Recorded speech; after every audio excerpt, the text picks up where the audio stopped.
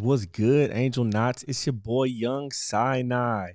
So tonight we gonna be checking out some videos I've been gathering through the week that I wanted to watch with you guys.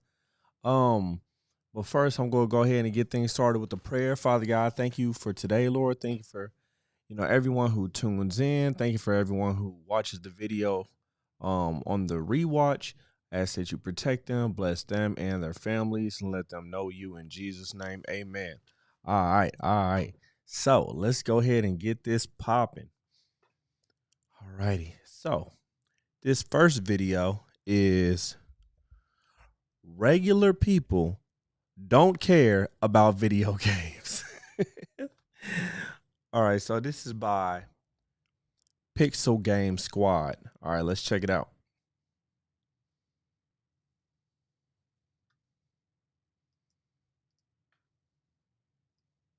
Today we have a super special mission. I'm on my way to get something super cool, super unique, and super rad with my brother, but I'll tell you what they are in a little bit, but I should probably mention something pretty important.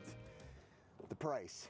So I happen to be doing some work for some customers and doing some business with them. When I go into their backyard, the type of business I do relies on me going in their backyard to do some work. But when I'm back there, I look back there and I see something at their house just sitting there, and it looks like it hasn't been touched in years. Both of these items, there's two items. They look like they haven't been touched in years, and this is two What arcade machines y'all think those are? arcade cabinets. And it was very cool and all that that person had these arcade cabinets, but the craziest thing is when I mentioned them and I talked about them, they said, "We don't want these. Please take them." My brother should be here any second, and all that's left to do is wait for him, and then we go. This Pixel Game Squad video is brought to whatever. I'm hoping this isn't one of those situations where they're like, All right, so I saw Marvel versus Capcom. I didn't see the other one. I'm not really sure if I still want to do this or whatever. I mean, I'm willing to offer money no matter what, regardless, but let's just see.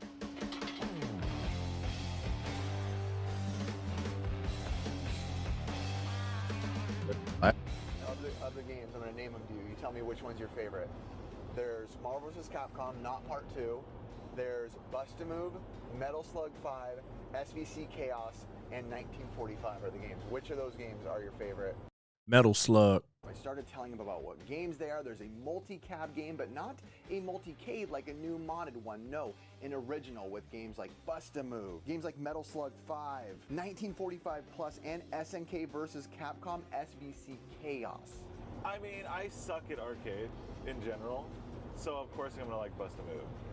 That's Mom's. What's that? That's Mom's favorite. Oh, that's. Hey, what are you trying to say? Now, a lot of these games are really good. My favorite on the multi-cab is probably Metal Slug 5. I would say maybe Bust-A-Move because my mom would love to play these on an actual arcade again like she used to with us at arcades. I don't know. I suck at Marvel vs. Capcom. At one time I was good. Ricky's good at Marvel vs. Capcom. He's good at all fighters, though. Frustrating. I destroyed Ricky. I don't know who he is, but tell Ricky holla at me. Really good. Yeah. Stop being good, Ricky!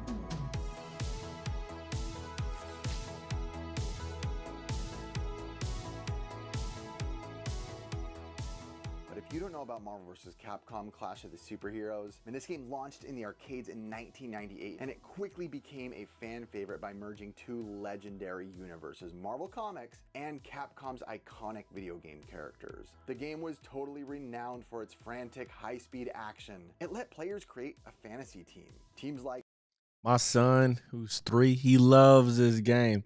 He's like, what's the fighting game where I can be the Hulk? mixing up any of your favorite characters like Wolverine and Ryu, or Spider-Man and Mega Man, or whatever your really heart desired. Yeah, the only fighter I'm good at is... Y'all say Ryu or Ryu? I know it's technically Ryu, but I grew up saying Ryu, so that's what I say. Kind of like ramen noodles. Like, when I grew up, we said ramen noodles, but when I got older, I learned it was ramen noodles. Hold up. My bad.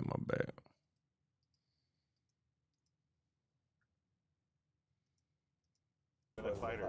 Now, since then, this game has been put on different consoles and kind of really a lot of different ways you can play it. But originally, when that game came out, man, it was like a fantasy to be a part of that. So when I saw that back there, we had to strike. We had to go check it out. I try to think where was our level of percentage with arcades, right? Like probably 90% was console. Yeah, But it what- was not a lot. But when we went, it was nickel. Nickel, that's right, okay. Yeah, and I Which is just weird. got invited to go to it. Some guy was at school was like, "Do you know nickel?"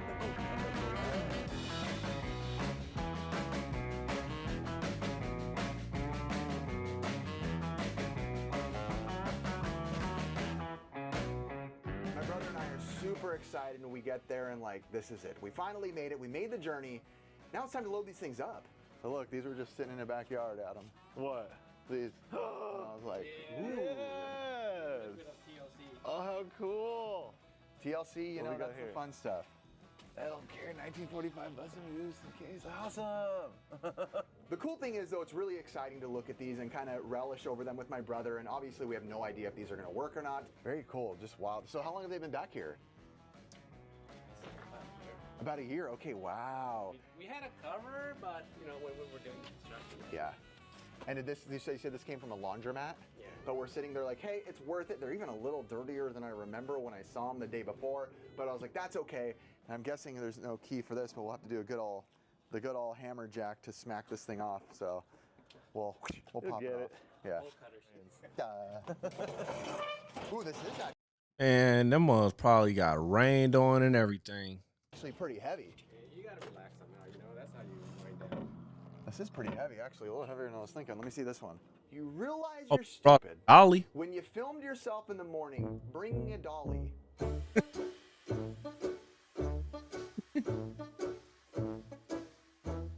Remember how I went and got a dolly this morning?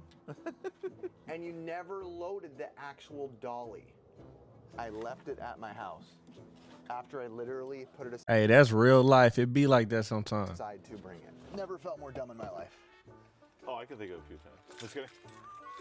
Literally put the dolly aside to bring it, like super stoked, like, yeah, man, I'll get a dolly set up, no hiccups, no mistakes. Now we got to go to Home Depot. We're gonna head over there and get a dolly. I don't know which dolly to get though. So do we go with like a flat dolly? Is that better, like a moving dolly, or do we go with like a dolly? I would get a dolly. I'll- Dolly? Yeah. I'm trying to figure though what I might I've need never- more in the future though. You don't want I to. mean, you tell me. You probably don't want to roll around with a dolly.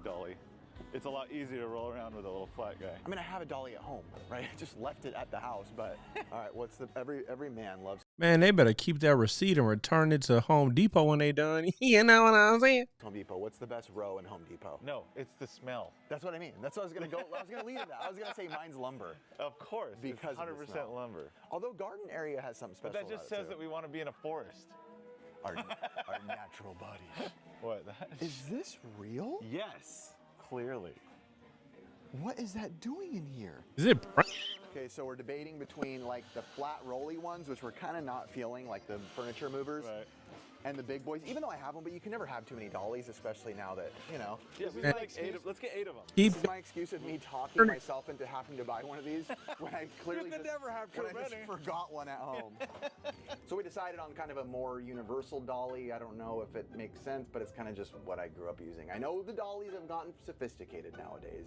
You can lay them down and stuff, but I just went with the classic. When you're getting a free arcade machine, why did I say that so weird? A free arcade machine or arcade machines, can't complain. Adam, you're not gonna believe this. What? I put my job name as Pooh. Why wouldn't I believe that? That's exactly what I would expect.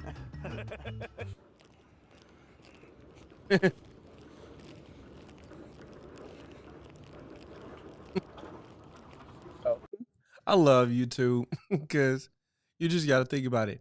They set the camera there on the car just to run back and say, all right, let's get me filming, pushing you on this dolly. But it was worth it.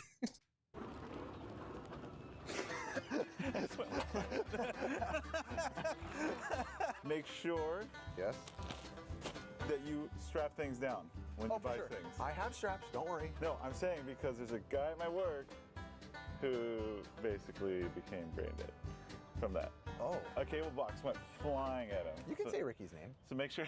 Oh my Hey, I was better at backing into here than I thought. I was very confident just now.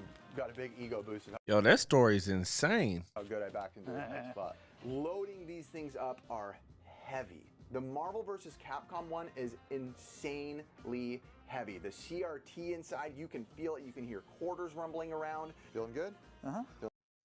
Did you know the first 3 games in the series have the traditional 6 buttons, light, medium, and hard punches, and the same for kicks, but Marvel vs. Capcom 2 reduced the number of buttons to 4, light and heavy punches and kicks with the other 2 for assists. Feeling good? What's that? Still feeling good? What was that? Oh, no, that was me. That was the lock. Oh. You good? Write in the comments if y'all think that these machines are going to work. I think these mugs is busted.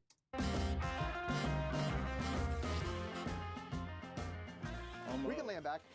Again, I'm not like the biggest. Almost. That's I'm pretty not cool. like the biggest arcade connoisseur, but I did look online and every on Reddit's like, yeah, you They can gonna always land on the back. rip. And I was like, okay. So Arcade Impossible? If that's, oh man, that's a good channel. Has anybody seen Arcade Impossible? If you haven't, slip in. That was a fantastic channel. The biggest problem, well, at least for me, is when we loaded it up.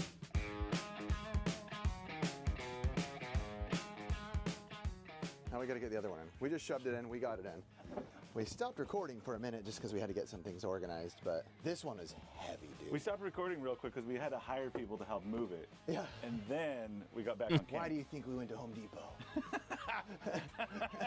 We're all... This one lighter? This one feels lighter. My leg! My leg! Oh gosh! All right, hold on. There was so many spiders underneath, and I'd even realize, like when I reached under to grab, I don't think I was recording it. Maybe I was. I literally grabbed and felt my hands crunch Black Widows, and I looked over and I was like, "Yep, crunched Black Widow soup on me." I killed it, luckily. It was already on your hand. Yeah, it was on my hand from this crap.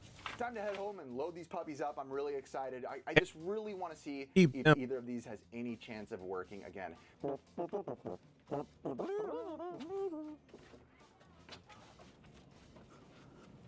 him do the work. When he said they were outside for a year, I didn't know that. I thought maybe they were at a laundromat longer. My hopes aren't high. How are we so dirty just from moving a cabinet? You look like you went to war.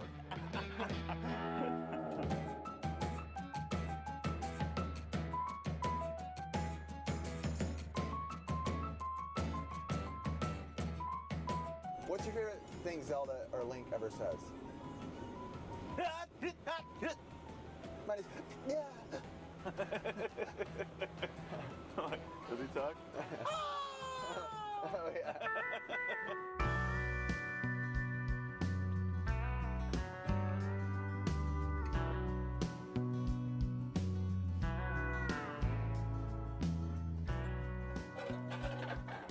Okay.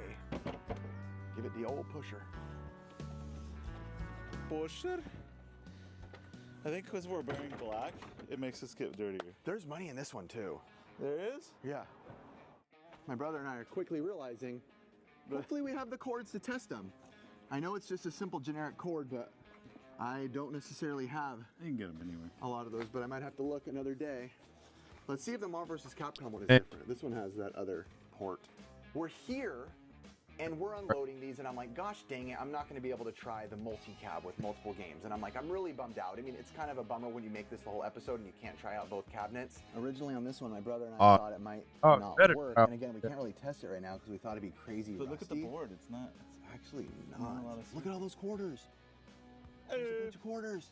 Okay, so we turned off the camera while we were moving this. I don't want to be that person that's like trying to fix the camera every minute when we're like sweating and going crazy.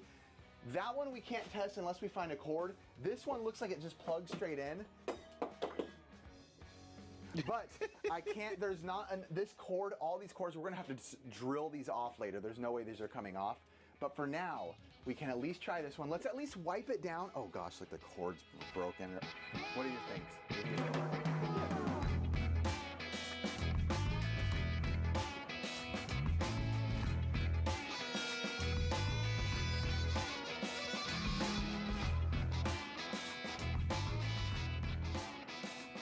But the real question, after cleaning it,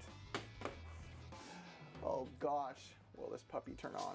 And then out of nowhere,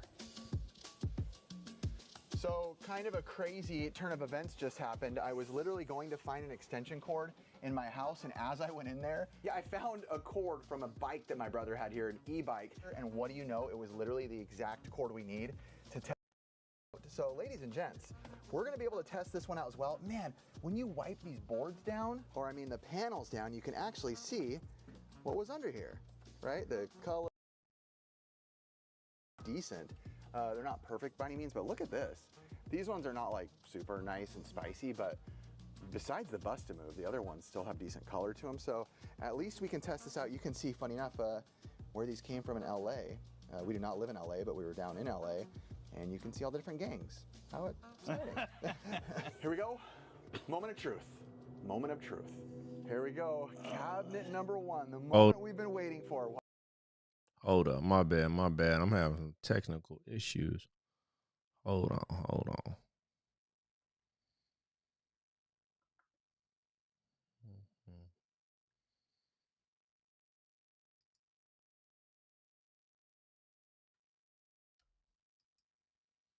All right, there we go.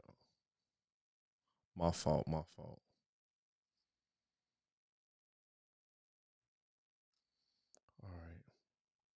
All right. Moment of truth. Let's see if this works. Watch it. Oh, gosh. Come on, sounds.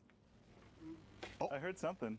I heard something. It was probably the fan trying to turn on the power supply. That sounds like a TV though to me. Hold on. Oh, the old CRT. It's hard to tell in the sun, y'all. Don't worry.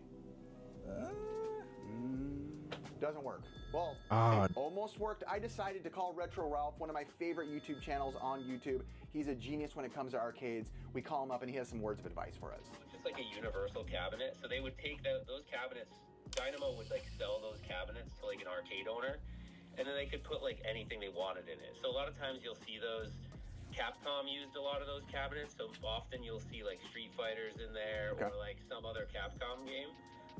And then, you know, some owners would just turn them into whatever, right? Just to keep the game making money. I mean, it could be like so many different things, man. But yeah, like basic stuff, obviously, like if it powers up, probably the power supply is probably still good, but who knows? It could be, the monitor could just be bad or need to be recapped or... So after listening for a while, it sounds like a little bit more work, and it really could be anything, multiple different things. So I might just have someone locally come over who's more of an arcade guy. Oh, nice. It has the board in it. Yeah, so that's a CPS2 game. Those CPS2 boards are probably worth more than that cabinet is by itself. The board is probably worth more than the cabinet. Okay, good to know. Nah, when you looking up, hold on. Now for Marvel versus I'll Capcom. tell you. This is the one I really... That cabinet looks like it's Look. itself. The board is probably... Hey, this is just a heads up for anybody, because I resell like phones and stuff for a living. Okay, when you looking up prices on eBay, you cannot just look at what it's selling for. Okay, you have to look at the sold listings, because you can try to sell something for any price, right? You can try to sell freaking a diaper for $200. That don't mean anybody gonna buy it. So you need to look at the sold listings. So him looking at this is like he's misleading himself, right? So hopefully he didn't actually go based off of this price, and hopefully he is able to sell it and get some money. I just wanted to put that out there. worth more than the cabinet. Okay, good to know. Well, that cabinet looks like it's pretty trashed. So. Now for Marvel versus Capcom. This is the one I really want to work because it's Marvel versus Capcom. So with Ralph on the phone, I was like, well, you can stay here and troubleshoot with us, and let's try it. You want to be on the phone while we test Marvel versus Capcom? Yeah, that'd be cool. All right, here we go. After I plug it in. Ready? All right, everybody. So this has been outside in the weather for over a year, they said. Y'all think? For a year.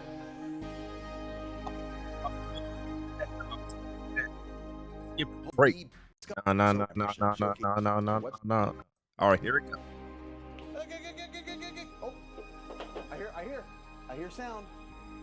Come I on. hear sound. I hear it now. The fan. CPU effect. Oh! What? Let's go! That's what I'm Look at talking that! about. What? The odds odds of that working to Wow. me felt extremely low. I know Retro Ralph was like, there might be a little bit of a chance. I thought, there's no way in heck. It works.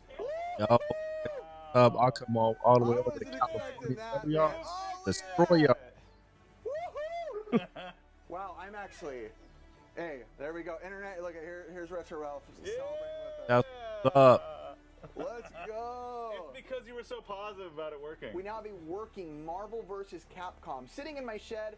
Don't know how long it'll be in here, if it'll go in the game room, if it'll go to someone in the community, if it gets sold. I honestly don't know for now, at least in the meantime. Got it. Ooh, look, when you clean it up, yeah, this thing, you know, you can see the screen. Yeah, get a little shined up and. Oh, yeah.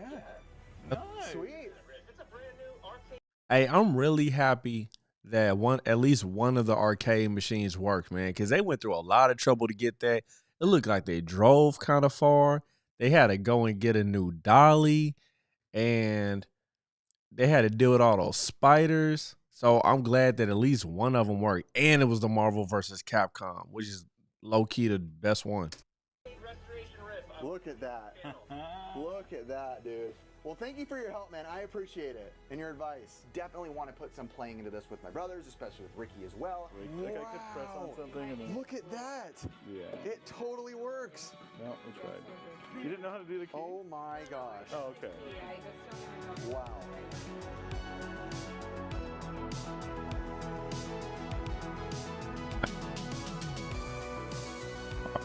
That's what's up. That's what's up. Let's go ahead and go to the next video I got playing.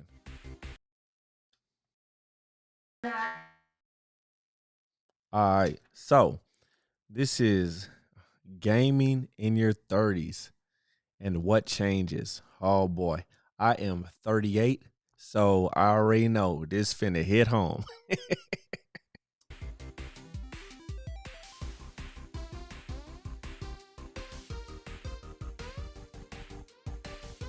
Oh yeah. Let me give a shout out to the channel. So this video is by Radical Dreamer Steve. All right, let's go.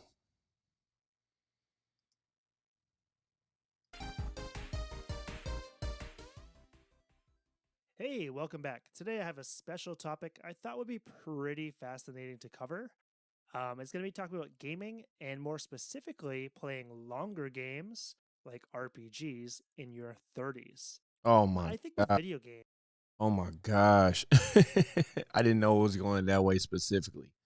It is so hard to play long games in my 30s, especially RPGs. I'm trying to get through Chrono Trigger, which I haven't beat. Okay. Go ahead and destroy me in the comments. And Earthbound, which I've never beat. Destroy me in the comments. I didn't have them games when I was kids. You know what I mean? Then you grow up and learn, oh, those are the classics.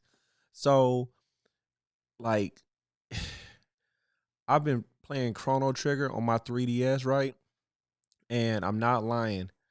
I've started playing like it.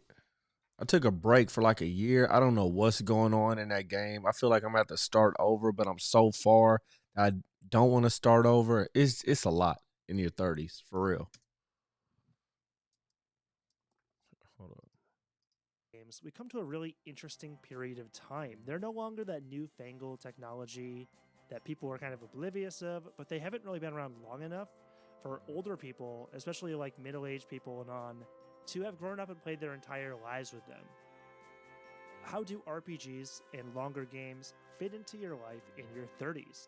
As a 34-year-old, I really want to share my insight and what I'm kind of seeing from the people Oh, 34, you a young buck. You ain't old yet. around me, both older and around the same age.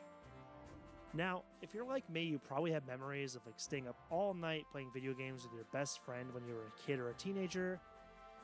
For me, it was N64 with friends, tons of Diddy Kong Racing, tons of Mario Party, some Mario Kart, and a lot of PS1 and PS2 RPGs by myself. Yes, I pretty much played the entire PS1 RPG library.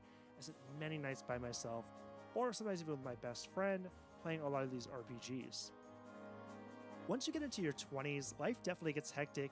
Maybe you're going to school, maybe you're working, you probably don't have a ton of money, if you're anything like me anyway. but you're still kind of in that target age group for video games. It isn't really weird to be a gamer. You're still a cool kid. What about your 30s? Does it still kind of feel like you're in the club? For me, I'd say it mostly feels natural. There's a little bit of a wearing off, and we're going to discuss that here, but it mostly feels natural.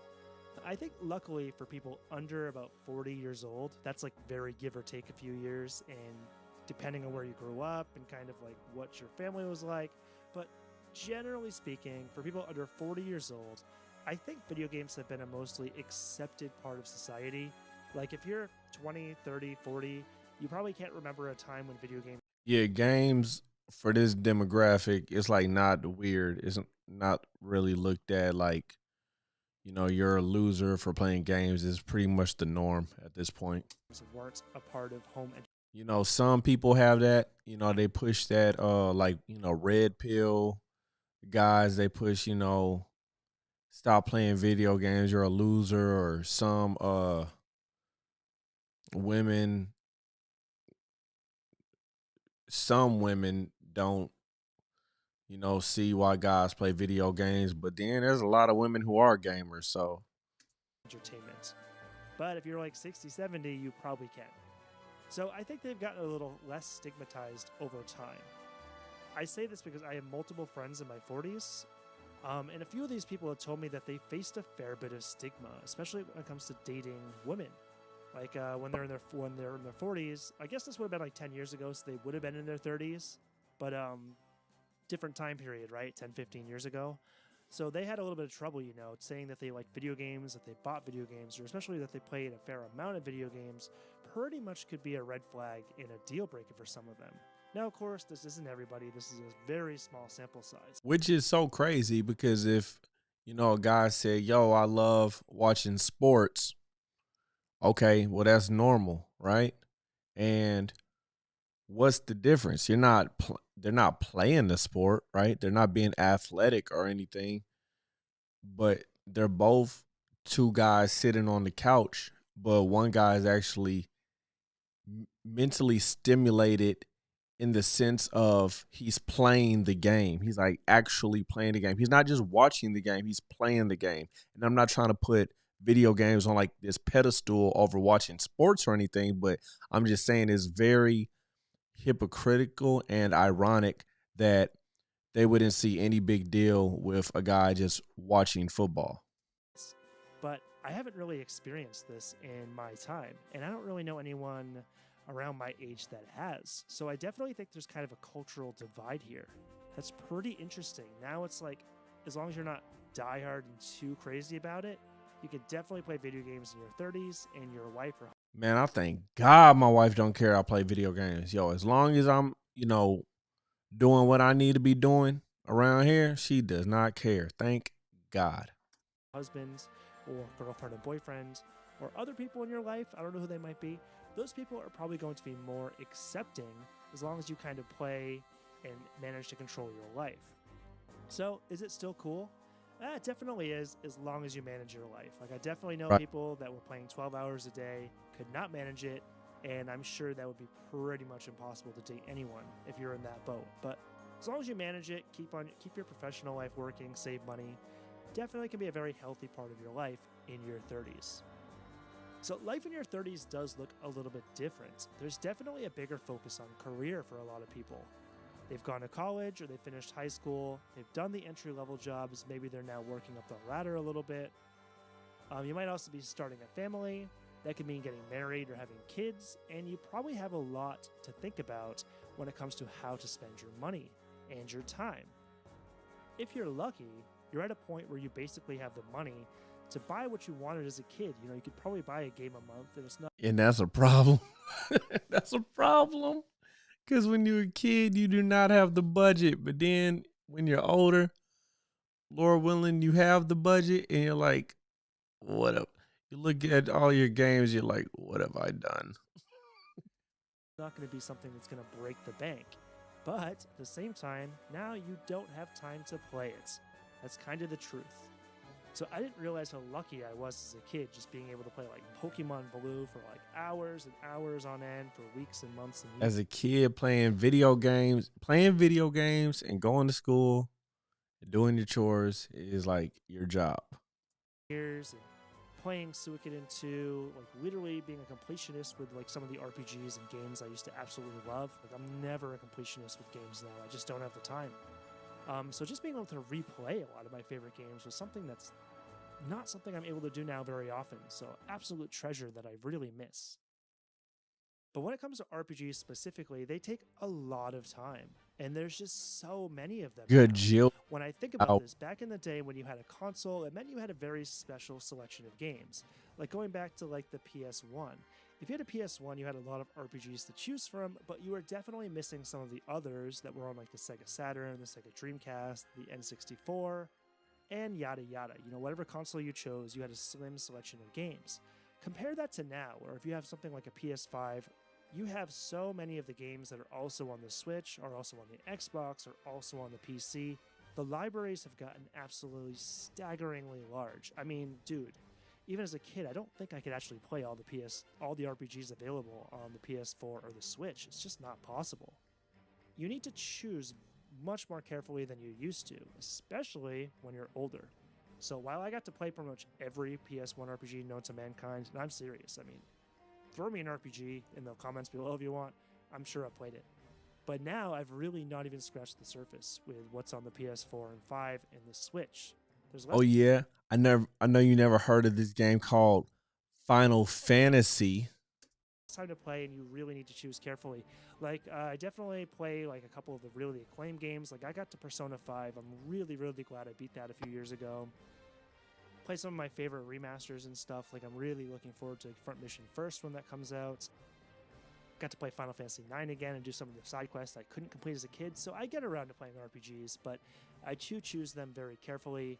There's a lot of them that I start, play a few hours, and just say, hey, I don't really think I can prioritize this as much as I want. I feel like that with like all games, right? Like I'll get a game and I'll start it and it'll be going really good, and then life will kick in and then I'll switch to a different game. I don't e To be honest, I don't even really remember the last game that I beat.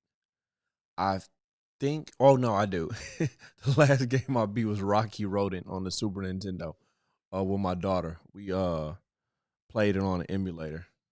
The other factor is definitely time. There might still be a fair amount of time to play. I mean, yeah, you need to work and you need to sleep, but you do still have some extra time. However, you might be advancing your education, working extra hours, working on side projects, have a family to take care of.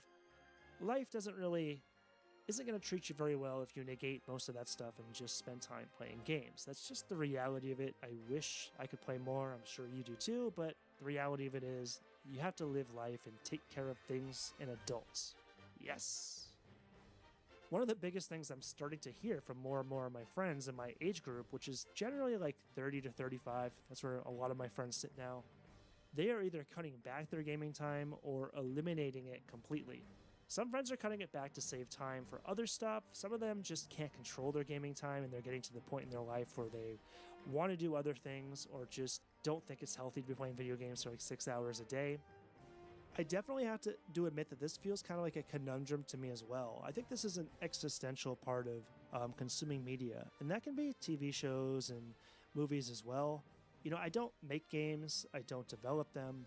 I'm not necessarily in the gaming world. Like, yes, I've written for a few websites, but you know, I don't work for a specific gaming company or anything. So for me, I just really love the hobby and getting to experience these amazing games and stories. So as far as spending 6 hours a day playing video games,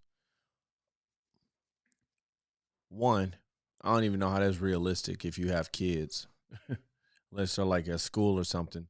But the thing that's really cool about games is that you can listen to something like an audio book, an audio Bible, um, YouTube video, a podcast while you play a video game, right? So I like doing that because I have ADHD, so it gives my brain something to focus on like while I'm playing the game. So it doesn't have to just be completely that's all you're doing, that's all you're focused on. I mean, it really depends on the type of game that you play, but I just like to put that out there because people always put out how video games such a waste of time, but you could be being productive while you're playing a game. Or you don't have to sit there and play 6 hours straight, right? That's why there's a pause button. You can play, pause the game, get up, clean, come back to the game. Like, so it's different ways to slice it. Also, that's why I feel like handhelds are like God's gift to adult video gamers, right? Because let's say my kids got a doctor's appointment. Let's say I got to go take care of some business. Let's say I got to go to the DMV or do some boring crap. I can always bring my handheld and just pull it out and get a few minutes in, and that accumulates. So that's part of the reason why I made this channel, is really to feel like I could give something back to the community rather than just consume. And that's not an attack. Like if you're someone that's like, I just want to play games an hour a day, I totally respect that. In some ways, I wish I could too, and maybe I will eventually. Yo, Link making me nervous. I feel like he gonna fall off. And yeah, this channel is really just a labor of love for me. So if it ever grows into a really big channel, really awesome. But if it doesn't, then, maybe I'll just eventually go back to just playing casually.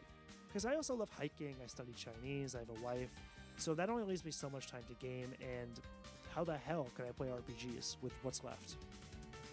Oh man, he said he got a wife, man. I don't know if he plan on having kids or not, but it's gonna get harder, brother. That's why you gotta raise your kids to love video games. You feel me? That's the hack. I am a chronic person who likes to ask like how long games are. There's that website howlongtobeat.com. Use that religiously. But I also will Google it too. And so I'll go on forums and see a bunch of people. I can never use that website, How Long to Beat, because I love games, but I'm not the best at games. So if it says 62 hours, it's like, okay, we'll double it because I'm probably going to get lost at some point. Playing a game, it's like maybe 30, 40 hours. Final Fantasy VII Remake's a good example. That was around that time limit. And I'll be like, hey, how long does it take to beat this? And people will be like, yeah, I beat that in 5 days. Won't take you long. And I'm like, oh, damn you. Damn you, I'm so jealous. I will never beat a 30-hour game in 5 days, not unless someone pays me to do it. So yeah, in your 30s, unless you're very, very lucky, games are going to take you longer, even short games. Like I was playing Resident Evil 2, I just made a video last week, definitely check that out. It took me a few weeks to get through playing with both characters and experiencing just a little bit of the side content. And if I'm doing the math on that, that's about 15 or 16 hours in 18 or so days. Roughly 45 minutes a day. I didn't play every day. There's some days I played for 2 hours, some days I didn't play at all. But you're looking at about 45 minutes to an hour of gameplay a day. So somehow I beat Dragon Quest XI last winter, which was an 100-hour game. Oh my I was God. absolutely hooked, so I did make it kind of a priority.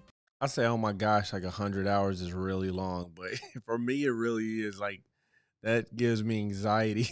Like, I know you guys are playing like Elden Ring and like dumping 200 hours and stuff, but I don't know how you guys do it. Salute. I usually played for 1 to 2 hours a day, and that is what the max I can spend on weekdays. And after I beat it, I felt like such a sense of elation, sadness for having to say goodbye to those characters, and also just total burnout. Like, I haven't really been able to get into an RPG in the same way since. Like, I've played a few, but haven't really had that same experience. It definitely made me feel a little bit guilty. And, I had this experience playing Persona 5 as well, also another 100-hour game. I don't play those kinds of long games that often, but in the last few years, I've definitely found myself asking, like, hey, is this the last one I'm going to get to play? Like, is this the last, super long RPG I'm ever going to be able to play in my entire life? Thought it might have been with Persona 5, beat Dragon Quest XI, maybe that is. I feel like probably at some point in my life I'm going to crank another one out there. But it's definitely becoming something that's way, way less common. And not even 100 hours. Also, if it's 60, 70 hours, same deal. That's going to be super hard for me to get through. So you definitely need to manage your expectations. And this is where the kind of gamer you are really matters. I'm the kind of person who plays the game mostly for the main story and the experience. If it's a game I really enjoy, I'll do the side contents. Not usually to completion, just kind of what I enjoy or something that nets a really good reward. When I really like a game, I'll do everything, but that is pretty much never nowadays. It's not that I don't like the games, it's just, like I said, the time limits. However, the more fastidious you are about playing games, probably the less you'll finish, but also the more you might enjoy them. Like, I'm thinking about my friend that just bought Elden Ring. He is definitely someone who grew up a gamer, but his professional career is advancing pretty fast, and he definitely has less time. So he told me, he's like, yeah, I'm definitely getting Elden Ring. Can't wait to play it. Gonna play the crap out of it, but probably not really playing anything else in 2022. And after I beat it, probably not jumping to anything for a long time. In I 20, respect that, you know? Like, he's playing. how old is this video? Hold up. Oh, this video 2 years old. Okay, it's still relevant. You know what I mean? I'm still 30. You feel me? What he really loves, but he has no choice but to focus on other stuff. So for me, realistically, I can finish maybe 2 to 3 RPGs a year. And when I'm talking about RPGs, I'm saying like 30 to 50 hours, not like 100 hours. Like, definitely cannot finish 3 100-hour games. And that's also because I need breaks from RPGs as well. It's not the kind of gamer I am. I like playing RPGs. Yeah, RPGs, when you play an RPG, like, you kind of got to cleanse your palate in between, in my opinion. You know, like, I know right now I said I'm playing Chrono Trigger and Earthbound, but it's definitely some Ninja Gaiden in there, sprinkled in between, and some, what else am I playing? Pico 8. But usually when I finish one, I have kind of like little games I'll play. I'll go to a platformer, or I'll go to like a shoot 'em up or something. And that's another thing, is that as I get older, I definitely appreciate shorter games. Like, I've really found Metroidvania games to be satisfying, and they give me a casual game I think Metroidvania is probably my favorite genre. time with a bit more of a hardcore RPG experience. Really like that combination. Doesn't quite match RPGs except for the very best ones, but still really satisfying in its own way and less of a burden to play. I definitely think I can keep playing games, but RPGs are going to be something that are going to be played less and less, I think, as I get older. We'll see. I mean, I don't really know. I'd really like to make this video in like 10 years, be like, oh, how do playing RPGs in your 40s? And I'm probably going to tell you guys, like, hey, I played one RPG in the last 4 years, and it was, you know, Golden Sun, Lost Age on the Game Boy Advance. It's not even a new one. Hopefully not. But it'd be really fun to follow up this video in another 10 years. So at the end of the day, how should we feel about this? Well, it's definitely bittersweet. You know, if there's definitely a period of time in my life, like if I wasn't playing a good RPG, it didn't really feel like I was living. I still played other genres, always loved platformers, Mega Man, Mario, all that stuff. But it definitely felt at that time period like, you know, RPGs, they were the Big Mac on the menu. They were the reason why you went to pick up your console. Now as I get older, I'm definitely realizing, like, when I have 30 minutes, I'm like, well, 30 minutes isn't really going to get me anywhere in triangle strategy, but it will get me somewhere in a shoot 'em up. I can probably have one really good run. So, all right, guys, that's about it for today. I just thought this would be a... All right, that was a dope video. Shout outs to him. All right, let's go ahead and keep it. Do you ever feel like... So this video is, hold up. All right, this video is, do we have too many games? All right, it is by Jake Baldino. Okay, and salute to him with the Metal Gear Solid shirt. Whenever I see somebody with some Metal Gear Solid shirt on, I gotta, you know. All right, let's go ahead and get this started. There's too many games to play? Do you ever feel like you have kind of like a big struggle every time you try to decide to play a new game? This is probably because things have changed quite a bit since the old days. There is so much choice now. That is good for the consumer, but it could also be extremely overwhelming. Yes, you can say this is something of like what people use as like first world problem, but with the amount of services and stuff offered these days, from Xbox Game Pass and everything. Yeah, man, it's definitely analysis paralysis when playing games. Before I can play a game, I'm usually scrolling for like 3 minutes trying to figure out what do I want to play. And then I'm like, oh, let me just play something retro. And then I'm scrolling for 3 more minutes looking through all of the ROMs I downloaded. I think that gives you to, if you have a PlayStation Plus membership, the free games that gives you. Epic Game Store doles out free games all the time. Steam, you're getting games on sale all the time. That's why I canceled my Xbox Live account, because I'm like, yo, I do not need this service that I'm paying monthly for these games that I'm not gonna play, I'm not gonna finish, when I have all of these Steam games and stuff that I bought that I still haven't finished. You're always building up your backlog. There's a million different examples for how your games could be piling up without you even spending too much extra money, and it can get overwhelming. Now, I posed this problem to a lot of you guys on social media, and there was some good conversation. And That is so funny. I did not know he was going there. All right, so this is starting to get insane. If you have a Game Pass subscription and maybe one other console, you officially have more games to play than time on this earth. That's true. Remember having one game to play endlessly for like 8 months? Kid me will be freaking out over Game Pass. That is facts. That is facts. That is facts.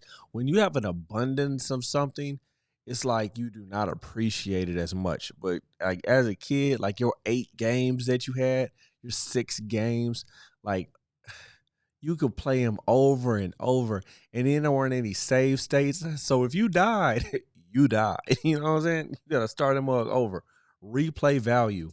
I realized, like, oh, it wasn't just me. And I've kind of wanted to tackle this topic for a while, but I've kind of had reservations because I thought it was just me. And I was like, get over yourself, you big baby. You can't decide what video game to play. It's also me kind No, that's a real struggle. I've heard a lot of people say that. of being fed up with it in the sense that it started with other stuff like streaming, like Netflix and blah, blah, blah, all those services. If you have one of those, maybe even 2 of those, I've Analysis paralysis. very often have found myself just scrolling going, what do I watch? Oh, what the fuck am I gonna watch? Full well going into this wanting to watch something, not knowing what exactly, but you know, whether you're there by yourself or you're there with your significant other or your imaginary friend, whatever, you often find yourself just scrolling and scrolling and scrolling. What do you want to watch? What do you want to watch? My bad. Have y'all ever found that looking at YouTube videos to try to figure out what game to buy next is low key almost more fun than actually playing the game? Or is that just me? That can't just be me, right? Let me know. I don't know. And that's been me for years. And now with the way game services are being offered, it feels like it's the same thing. And I don't like seeing it go down that road. I do think it's a specific issue though, because it's not something that every player experiences. I talk to some people who don't have that problem at all. You might only like a couple of genres of games. You might like a specific category of games. That's what you play. You love them. You play them endlessly. Good for you. There are some people who like to play a couple of different genres, like me or maybe you out there, who will try something, or they like JRPGs, they like RPGs, they like action and adventure, whatever. I've met a lot of people like that, and with more and more games releasing, thankfully it's a little quiet right now, but with more and more games releasing, there's a lot. I think the thing for me is that there have actually now been more good games releasing than bad games. And I don't mean like you don't like a game and you call it trash. I mean like a game that is like not a mess, maybe not for you or your personal taste, but a game that is good, not broken, interesting to play, that is out there. There's more games like that out there than there isn't. Now, if you only pay attention to AAA games, you're going to say, no, Jake, all games are releasing broken. There are so many other games out there, dude, that are coming out all the time, that are great, that don't get enough attention. But there is a question. Isn't it crazy that the AAA games, these huge studios, are the ones that are releasing broken games, but the indie developers are these double A games, whatever that is. Those are the ones who are releasing games like in their full state without like patches and stuff. Isn't that crazy? In terms of quality of releases of things being dumped onto these Netflix of games types of experiences, like PlayStation Now, Game Pass, anything, GeForce Now, whatever, wherever you're playing your things. The question is more better? And interestingly enough, I tried to dive into researching some of this stuff. I've always called it choice paralysis. That's what it's always felt like, being paralyzed by choice. And by looking into it, it is actually a thing. Usually it's referred to as analysis paralysis. I didn't really know any of this. And like, interestingly enough, there's like not a shit ton of definitive studies. It's kind of like when you go to a restaurant, you know, and it just has a ton of different things on the menu. Matter of fact, do y'all remember that show back in the day, Restaurant Impossible, where the guy would go in and he would like completely destroy he would completely tell the restaurant owners how bad the restaurant was, and they would have a menu with like freaking 300 things. He's like, yo, you need to slim it down to these 12 items. Or research out there, but there is a couple of things that I've seen that just make me at least go, oh, okay, that's a thing. So the main term analysis paralysis is defined as let me get out my big I'm back on the folding phone. Oh god. Analysis Hey, why he sound mad about that? You know what I'm saying? Why he sound mad about that? paralysis or paralysis by analysis. This is very like Grandmaster Flash, describes an individual or group process when overanalyzing or overthinking a situation can cause forward motion or decision making to become paralyzed, meaning that no solution or cause of action is decided upon. A situation may be deemed too complicated and a decision is never made, due to the fear that a potentially larger problem may arise. A person may desire a perfect solution but may fear making a decision that could result in error, while on the way to a better solution. There's also the concern of the worry of diminishing returns. The more that you worry about making a decision, the crappier decision you'll make. So the big thing with this concept actually was a study conducted surrounding jams. Essentially, this jam company put out tables of jam choices, and there were two, and they would rotate their offering. It would either be 6 jars of different varieties of jams or like 24. So I'm reading the paraphrase description from the New York Times. I'll read it in the description below, but essentially whether it was a big offering or a small offering, most people choose to taste test an average of 2 jams, but 60% of customers were drawn to the large assortment, while only 40% stopped by the smaller offering. But with that, interestingly, 30% of the people who had sampled from the smaller choices decided to buy something, while only 3% of the people confronted with like 24 jams bought one. So it kind of encourages the hypothesis that presence of choice might be appealing as a theory, but in reality, people might find more and more choice to actually be debilitating. This is the main one. Yeah, because people don't want to think, just make it easy for me, especially if I'm, going out to eat. There's been so many times when me and my wife have gone out to eat, and I just want to try something different on the menu. And I'm like, no, I'm going to stick to what I know and get the California burrito from El Maguey. Okay. Like, I'm not about to try to see if something is better, even though I really want to, because I do not want to waste my money.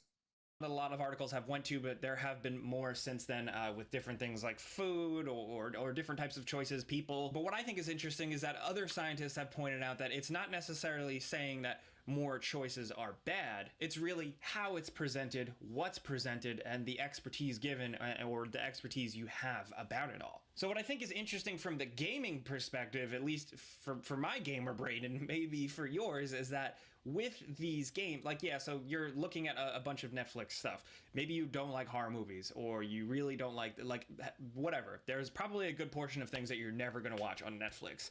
But I think for players of video games, it might be a little harder because I feel like we all, like, subconsciously aspire to play everything. We want to see everything. We want to at least try everything. Hey, yo, my bad, low key.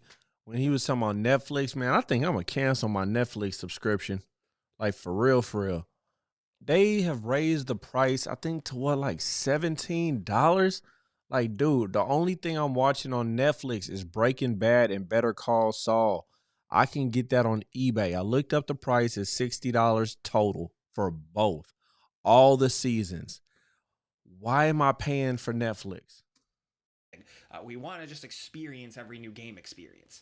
And I think the problem is that these offerings, whether it's you having a massive backlog on Steam or whatever, the intention isn't for you to play all of it. But for big enthusiasts like us, like, how can we not want to or aspire to? I feel like it's like in the nature of gaming, like it's in our nature. Or like when you were younger and you could only get your hands on like one game and you played that game obsessively for 6 months, maybe even a year, until you were able to get another one and you knew the ins and outs of that game and you were so excited about the next game, and it was either going to be the best thing ever or it was going to be terrible, and you learned to live with it and you still play the hell out of it. And the problem is, I think whether you like it or not, maybe if you're an old school gamer or not, it's going to get worse. There's going to be more games on offer, more decisions. I think the concern a lot of people brought up with me in the Twitter. This is true, but if you're up on things, you've already played 90% of them. Not that it's not nice to have them around, just saying. I have conversation. not played 90% of the games that I have bought. I'm no. I'm sorry.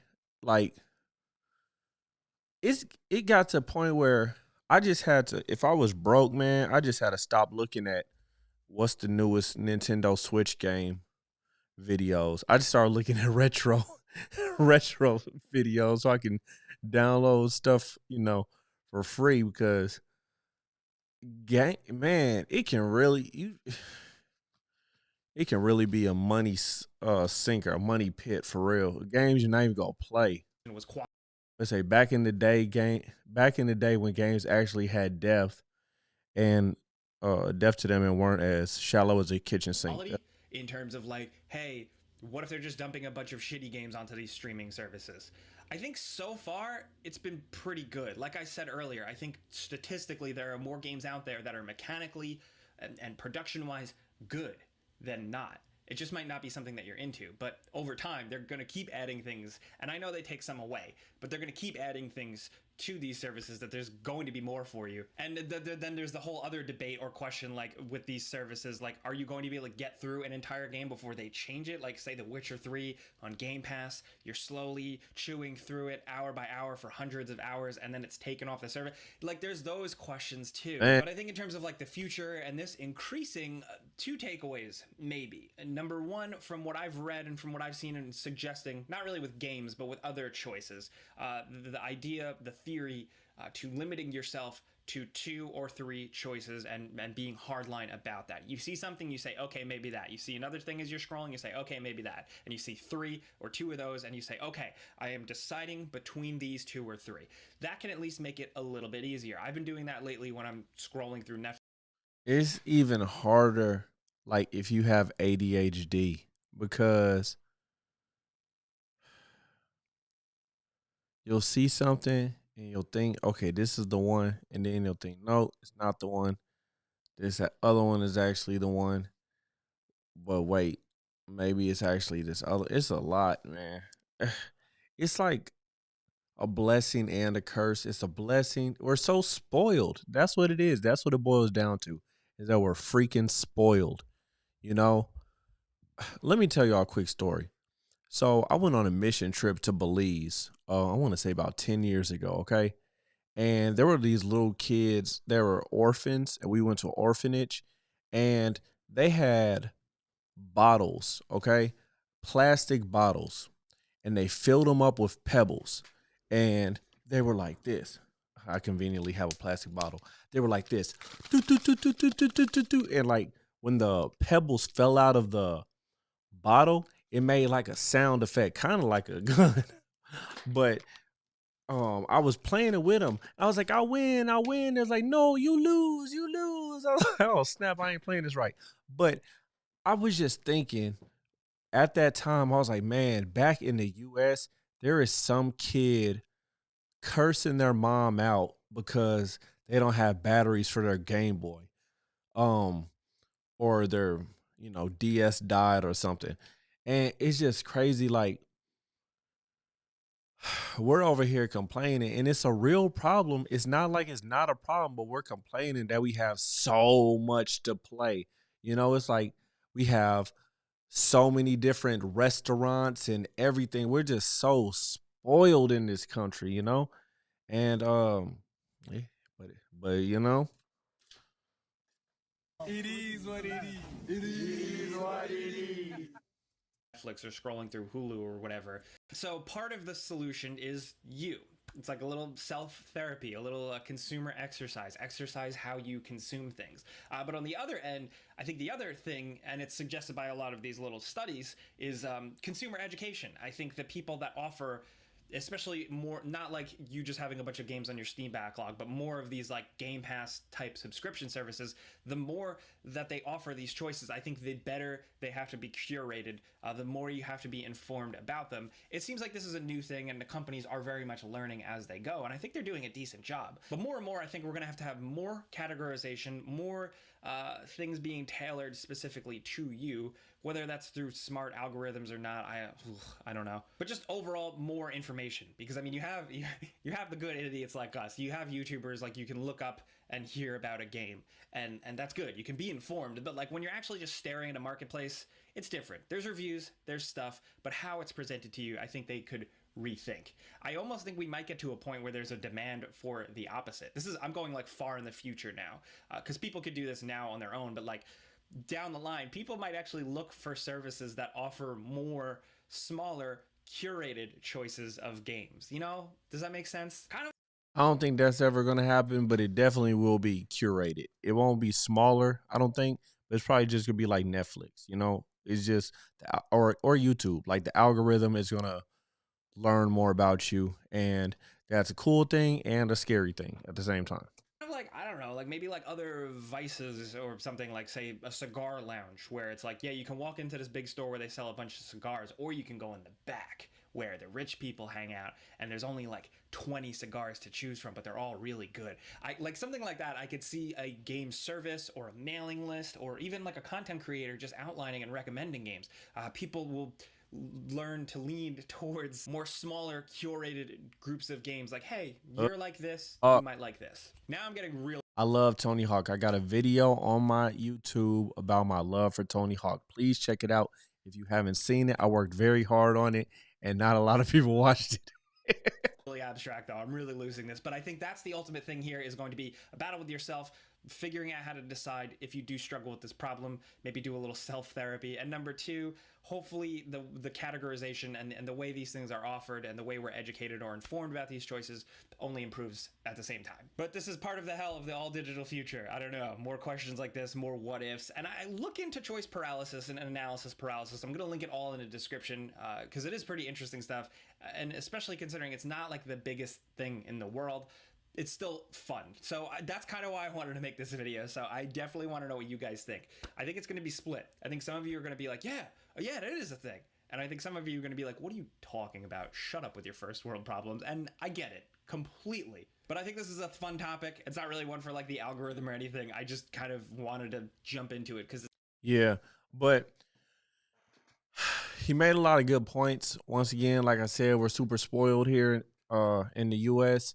You know, it's an awesome thing, but it's kind of like, you know, back in the day when you would watch you know, if you had cable and you would flip through 97 channels, and you're like, there's nothing to watch. No, it's something to watch, boy. But no, I get it. I feel it. It's real. It's anxiety, you know, it's very stressful. You know, and hobbies shouldn't be stressful, but it is. It's like it would be like an artist who they want to paint something, but they just have way too many options of paint. When they say when you limit things, that's when they're able to be more creative, right? All right, let's go ahead and keep it pushing. I got some more stuff for y'all. Appreciate everybody tuning in. Hope y'all having a good. it's something I felt here. I don't spam playing. The reason Ash left the Pokemon leaked. All right, yo. All right, so this is the real reason Ash left the Pokemon anime. All right, and it is by Out of Japan. All right, let's go ahead and get it. And we finally have new info on his dad. It's time for the latest news. Out of Japan. Game Freak, the developer behind Pokemon, confirmed a major data breach after being hacked in August earlier this year. The massive leak. Oh, that came out with some crazy stuff about Pokemon. Yo, it had me looking at Pokemon sideways. I had to take a little break on Poke MMO for real. I'm like, yo, some of these, you know, Pokemon got some wild backstories. Which now has everyone talking, included info on future games, live action projects, early designs of Pokemon, and Wait, much. is that real? Let me run that back. Future games, live action projects. Is that real? Because I've seen throughout time, always, you know, like a live action Pokemon Netflix thing. But is this what I'm looking at? Is this real? If you know, please let me know. Early designs of Pokemon, and much more. We've already made a video on all of that. Right now, though, we're here to talk about Ash. The leaks included a transcript from a meeting where the future of Ash and the Pokemon anime were discussed, and it is very telling. For starters, a representative from the Pokemon Company says, "The anime's viewership has been steadily declining. We cannot ignore the issue of viewership ratings as long as TV broadcasting remains the foundation of the series." You know what needs to decline? You know what needs to decline is the game sales. Okay, I'm gonna need y'all to stop buying all these Pokemon games, except Legends. Okay, Legends, we're good on that, but Game Freak and Nintendo need to learn a lesson. They need to stop putting out mediocre games and having you guys run out and buy it so they can keep putting out trash and keep putting out games that hold your hand for 30 minutes telling me how to catch a Pokemon, even though I've been doing it since I was 8 years old and not using voiceovers. So that's what they need to do. And I need you to please go to change.org and fill out a petition. Particularly concerning sponsors. Fans had already known for a while that ratings were falling, but to see the company directly address it sure is interesting.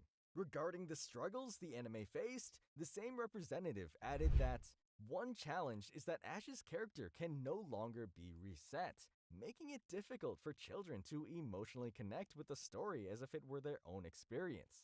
He also acknowledged that there is also the lingering question of when will Ash become a Pokemon Master. Beyond all that, there were also concerns around Ash's voice actress, Rika Matsumoto.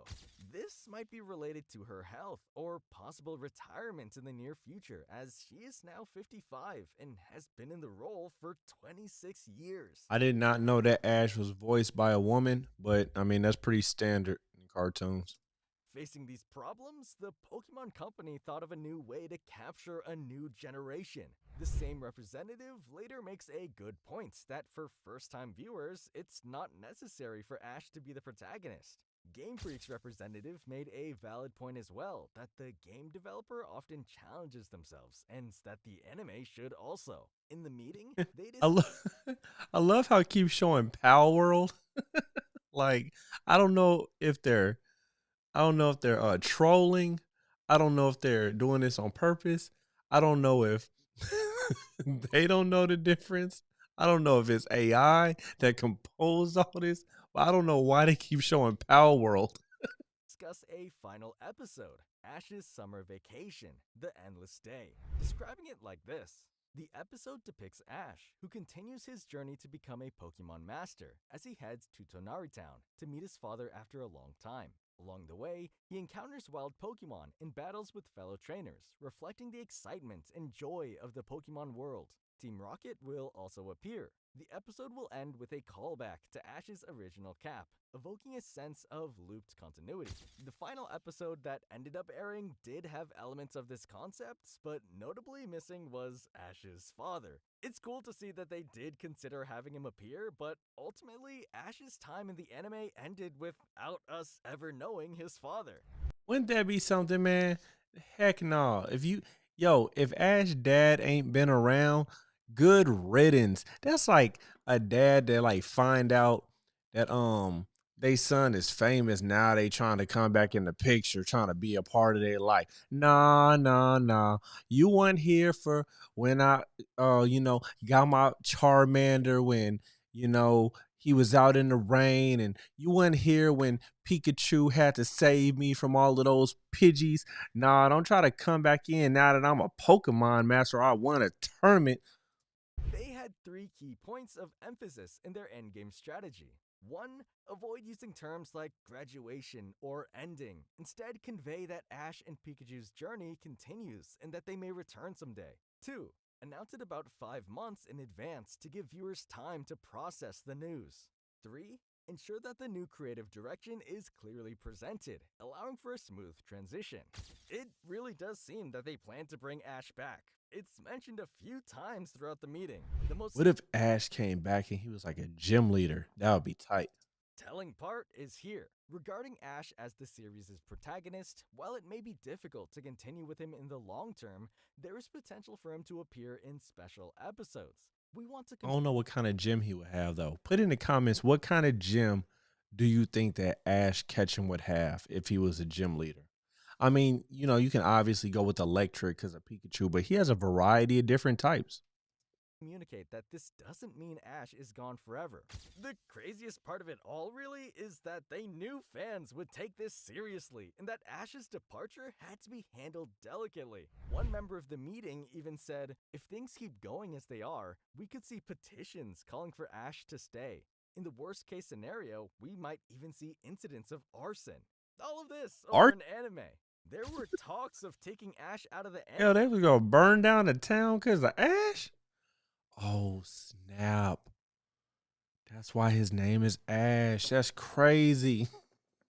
For 10 years. He really held on strong before finally being taken out. While the leaks suck for the Pokemon Company and Game Freak, as fans, it's always interesting to see what goes on behind closed doors. For the full breakdown on the leaks, check out this video. In 1994, All right, yo, so that was dope. I'm glad that they didn't bring back Ash Dash or Ash. Oh my gosh, I'm getting tongue twisted.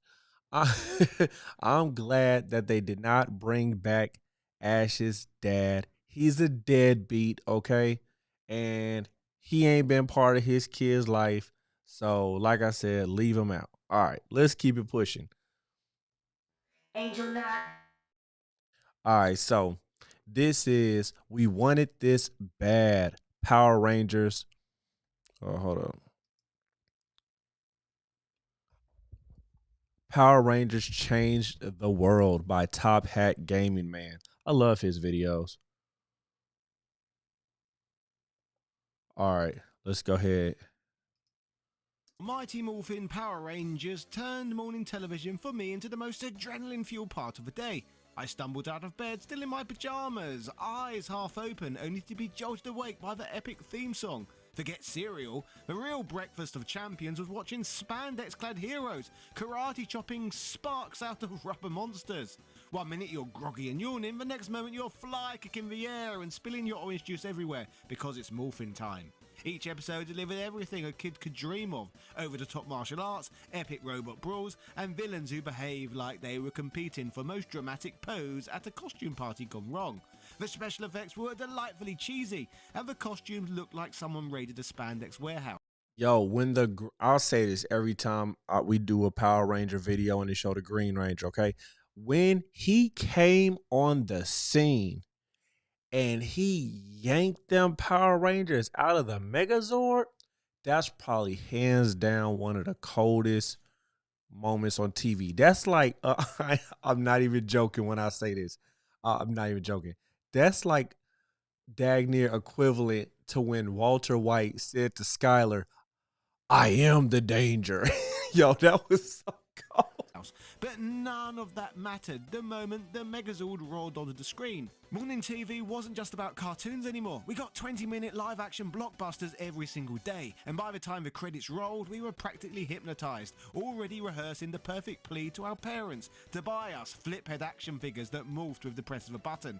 Oh, I used to have them. Did you used to have them? Yo, if you're watching the video, I appreciate you. Please hit like so that YouTube can push it up in the algorithm. Also, please hit subscribe because I'm on my journey to 1,000 subscribers. So I appreciate y'all watching on YouTube and watching on Twitch.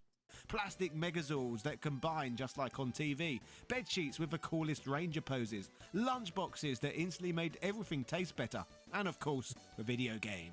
However, bearing in mind this was the early 90s, what we would receive would end up varying widely based on which system we owned. For me, I had a Super Nintendo, so on Christmas Day of 1994, I would wake up to this one.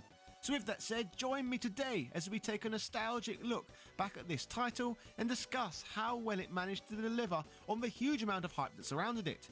Did it make us feel like heroes ourselves, ready to take on the world, or did it fumble its way into that dreaded pile of games we swore were good, but only because we didn't know better? Was this the licensed game of the year we all hoped for, or did it crash and burn under the weight of its own hype? Let's find out. Hello ladies and gentlemen, Big Daddy Top Hat here. This is Mighty Morphin Power Rangers for the Super Nintendo, a game that changed our lives. Yeah!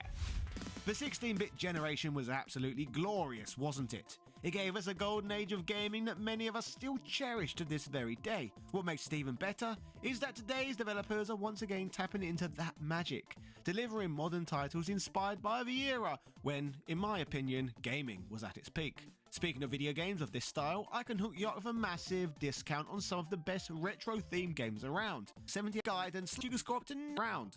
If you've been eyeing some new titles for your collection, now's... When it came to a Mighty Morphin Power Rangers game for the Super Nintendo, it felt like a match made in heaven from the moment I... Is that the Pink Ranger? Yo, I'm colorblind. Yo, I'm color deficient. Yo, is this the Pink Ranger? If so, that look like a dude. Now, I know, in Japan, I know how, in Japan we use a lot of their footage and stuff, but I'm just trying to figure this out. Let me know. Is this the Pink Ranger? Please let me know in the comments because I am colorblind. If so, that look crazy. To a Mighty Morphin Power Rangers game for the Super Nintendo, it felt like a match made in heaven from the moment I first laid eyes on the franchise. The show's explosive action seemed like the right ingredients for an epic game. Everything about it screamed potential, just waiting to be transformed into a 16-bit adventure worthy of the hype. Besides, even back then I'd heard through the grapevine that all of the Rangers' fight scenes came from Japan, just like the video games I loved. Speaking of which, my parents insisted to me that the person in the Yellow Ranger costume was actually a man. And years later, when I... Shoot, the pixel art, the person inside of the Pink Ranger pixel art is a man. Because, there's a person inside of there. I finally saw the Super Sentai footage online, I realized they were right. That ain't no woman. It's a man. So yeah, just like the original Super Sentai footage and the Yellow Ranger's hidden power staff, the Mighty Morphin Power Rangers Super Nintendo game also came from Japan. It was developed by Natsume, the same company behind some real gems like Wild Guns, Pocky and Rocky, and lovelier Rise of the Sinistrals. Pocky and Rocky, have y'all played that before? I have that game. It's cool. So a case could easily be made that development was placed in quite capable hands. Ever since I first learned about Power Rangers, I had some awareness of Super Sentai lurking in the background. Plus, I vividly remember the frustration of seeing Japanese versions of games in magazines. Yo, so check this out. I'm running this back. Hold on, I want y'all to see something. Plus, I vividly remember the frustration. Okay, so I was trying to watch Power Rangers with my wife. She didn't watch Power Rangers growing up. She wasn't as cool as me. So I was trying to show her how awesome it was, and it was showing the Megazord, and I promise you, it was the Megazord, and it was like a Power Ranger action figure, like on their shoulder, like it's supposed to look like they're on it, but you could clearly tell it was an action figure. Oh my gosh, it was so embarrassing. Of seeing Japanese versions of games in magazines and having to wait ages for them to hit the UK. For a good decade or two, I just assumed this Power Rangers game was a heavily localized version, complete with custom sprites, and that somewhere out there a very Japanese version existed, starring the Zoo Rangers instead. And believe me, I was always eager to get my hands on it. Now here's the surprising part. Even though Super Sentai was already well established in Japan, Power Rangers had become so immensely popular in the West that Bandai, the game's publisher, prioritized creating this title specifically for Western audiences. As a result, Japanese players received a game filled with characters originally designed for the Western market. This approach led to a simultaneous release in North America and Europe in November of 1994, with the game later being localized in reverse for Japan a full 12 months. Yo, that cover is so iconic, man. That's classic. Later. Clearly, capitalizing on the Power Rangers phenomenon while it was at its peak was an opportunity Bandai couldn't afford to miss. So with that historical context out of the way, let's discuss what they actually gave us.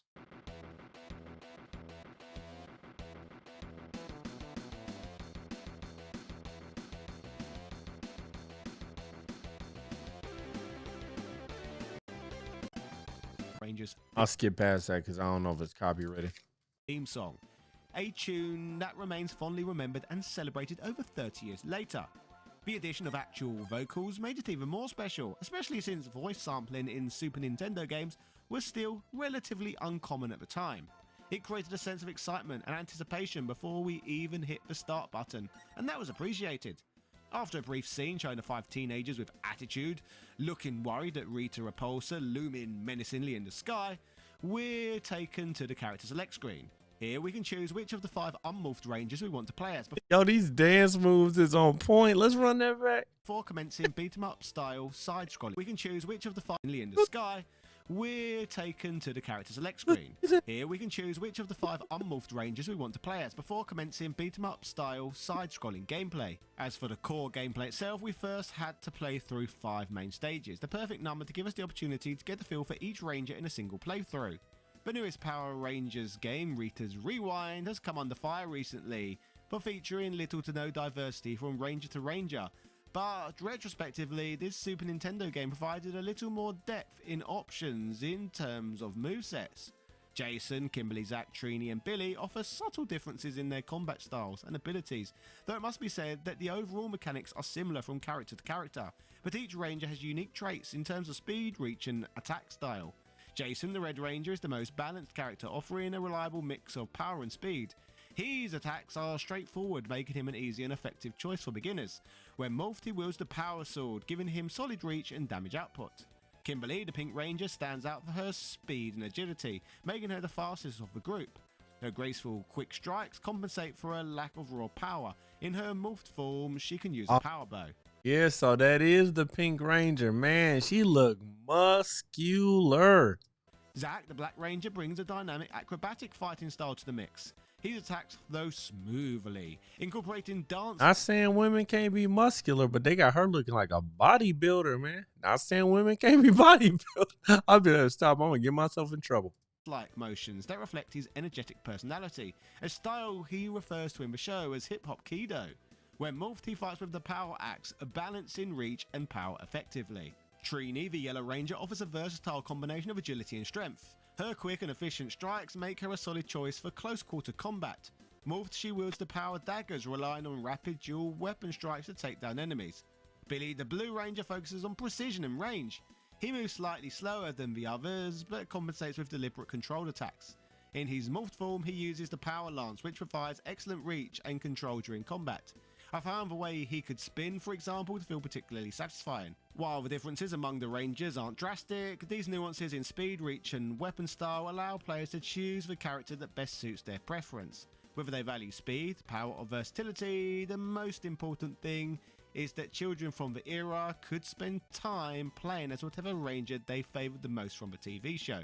Well, except for the green one, that is, but more on that shortly. One aspect I really appreciate about the stage design is how it mirrors the structure of the Power Rangers TV show, making the storytelling feel authentic. In each stage, players start off controlling the Rangers in their unmorphed forms, battling waves. Why is Zach just like grinning like that? he's like, of putty patrol enemies. Midway through the stage, they encounter the Villain of the Week, which triggers the iconic moment where the Rangers morph into their armoured forms. The second half of the stage then has the player take on the villain while fully morphed. This progression perfectly reflects the narrative style of the show. Hey, who y'all think will win in a fight? I was thinking about this. The putties or the foot soldiers? I think absolutely the foot soldiers because they're ninjas. I think the putties would get destroyed. Giving us exactly what we, as kids of the era, loved and expected. As for the action throughout these stages, the gameplay in Mighty Morphin Power Rangers delivers a classic 2D side-scrolling beat-em-up experience, as previously outlined and demonstrated. The game is enjoyable for several key reasons. The tight, responsive controls make combat feel fluid and satisfying, while each ranger's unique set of moves and weapons adds variety to the gameplay. The stages are thoughtfully designed, blending platforming challenges with combat sequences to keep the action engaging and prevent it from feeling too repetitive. It's all serviceable enough to help immerse us in its world. However, while the gameplay is for the most part fun, it could have been better with a few improvements. The lack of a multiplayer mode is a missed opportunity, as beat-em-ups are often more enjoyable. What? You couldn't play 2 players with this? I'm sorry, I never had this Power Rangers game. You couldn't play 2 players? That's trash. When played with a friend. The combat mechanics, while solid, are fairly simple and could benefit from a deeper moveset or combo system to add more complexity and replay value. They should have redesigned that Pink Ranger. And additionally, the enemy variety is limited, which can make the stages feel stale at points. The tight Christmas 1994 deadline helps explain why Mighty Morphin Power Rangers for the SNES wasn't given an extra layer of polish. Bandai and the developers at Natsume were clearly focused on getting the game out in time to capitalize on the holiday shopping frenzy. And see, that's like the bad thing about about retro games is they can't just release it and then patch it later. And the peak of Power Rangers mania. This rush likely meant that there wasn't enough time to refine certain aspects of the game, such as adding more complex combat mechanics, enhancing enemy variety, or including a multiplayer mode, but that doesn't mean decent attention wasn't put in further areas of the title. For example, I quite appreciate the bosses and how mechanically they all vary quite differently from one another. On stage 1, for example, we take on Bones, a skeletal monster who first appeared in Season 1 Episode 2. In this episode, he battles the Rangers in a strange dimension created by Rita Repulsa. This early encounter emphasises the Rangers learning to work together as a team to defeat Rita's threats. In the game, he wildly swings his sword during the first days of the fight. After dealing enough damage, players must continue the battle unarmed. Eventually, he is reduced to just a floating head, but the most challenging part of the encounter is he becomes faster and harder due to his hitbox getting smaller. Just like how he challenges the Rangers in the show, this boss serves as a valuable learning curve for players, testing our timing and reflexes. Next up, we have to deal with Gnarly Gnome. His tricky powers in the show make him a memorable villain, and his appearance as a boss fight in the Super Nintendo game reflects his signature style of fighting. He teleports around, causing confusion with him really upping his antics in the Hey, he kind of remind me of can't remember his name, but the little wizard dude on Mario. second stage of the fight. Stage 3 includes Eye Guy. Eye Guy appeared in Mighty Morphin Power Rangers Season 1 Episode 8, titled Eye Guy. In this episode, Eye Guy is sent by Rita Repulsa to capture a young genius named Willie, a friend of Billy's, in order to steal his intelligence. Eye Guy's ability to detach his main eye and launch energy attacks make him a formidable opponent for the Rangers, but the episode highlights Billy's ingenuity and bravery as the team works together to defeat this monster. Attacking this grotesque monster in the game causes him to release eyeballs that double as projectiles, all while players must dodge his slam attacks and laser beams firing from his head. Just like in the show, during the latter part of the fight, his main eye detaches from his body, and defeating it becomes the key to victory. This adds a layer of complexity and makes for a more engaging and well thought out boss fight. Stage 4 features the Genie. Rita Repulsa creates the Genie to help her execute a plan where she creates evil duplicates of the Power Rangers. The Genie is a magical sword-wielding monster who battles the Rangers with teleportation and energy-based attacks, and just like with the source material, this is exactly what strategy the Genie utilises in the game to try and defeat you too. At the end of Stage 5, we must take on the Dark Warrior. He's one of Rita's creations. Yo, I ain't gonna hold you. He was talking so fast there. I did not understand what he was saying with this heavy accent. I didn't. That must be how like some people hear rap music, because I did not know what he just said for that last like. Maybe I'm tired. Or for that last like paragraph. Tasked with stealing a powerful invisibility formula invented by Trini scientist Uncle Howard. In the game, he is swift and agile, attacks with dashes, jump strikes and shurikens. He also uses smoke bombs to create confusion. Success in this fight requires patience, dodging his rapid attacks and countering when he pauses. But none of the challenges are too tricky, which makes perfect sense considering this game was aimed squarely at kids. Then again, this never stopped other developers from torturing us with difficulty. I'm looking at you, Ghosts and Goblins. While everything we've described so far forms the core gameplay that stays true to the Power Why is Zach's face stuck on that smile, y'all? Look at this. Goblins. While everything we've described so far forms the core game. Ain't that ridiculous? Gameplay that stays true to the Power Rangers TV show, there's another crucial element fans can expect: Megazord battles. True to the series, these colossal fights happen exclusively against the final bosses of the game. In these Megazord segments, the gameplay shifts to a more traditional one-on-one fighting game style. On his part, Players control the Megazord in large-scale battles facing off against the towering monsters. These fights feature special attacks, block mechanics, and a health bar system, requiring players to time their moves carefully and exploit enemy weaknesses. Essentially, the game transforms from a beat-em-up to a versus fighter just like that. The Megazord's moveset includes basic punches, kicks, and powerful special moves that reflect the high-impact finishers seen in the show. Strategy comes into play as you manage your limited energy gauge, which determines how often you can unleash your most devastating attacks. The more you allow your meter to charge, the more powerful moves you can perform, but this doesn't stop your opponent from being able to block or dodge against them. These battles serve as climactic showdowns that reward players for their performance leading up to this point, successfully capturing the essence of the Power Rangers' dramatic, large-scale battles that would usually serve as finales for the end of each episode. From a gameplay perspective, while it may not be groundbreaking, this game delivers mostly where it counts. It effectively captured the essence of the Power Rangers experience and allowed us as children to step into the boots of our heroes. For many of us, this was a defining moment, finally being able to literally feel what it was like to be a Power Ranger. The game may not have been spectacular, but it did what it needed to. It brought our favourite show to life in a way that left a lasting impact. But still, something was missing, even back then. Green Ranger. As fun and exciting as the game was, it always felt like something significant wasn't included.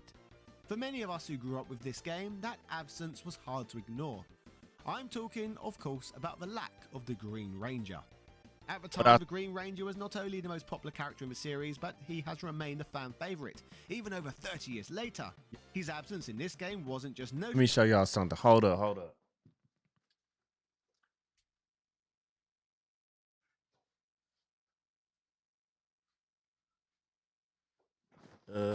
Check it out. Hold on. Can y'all see this?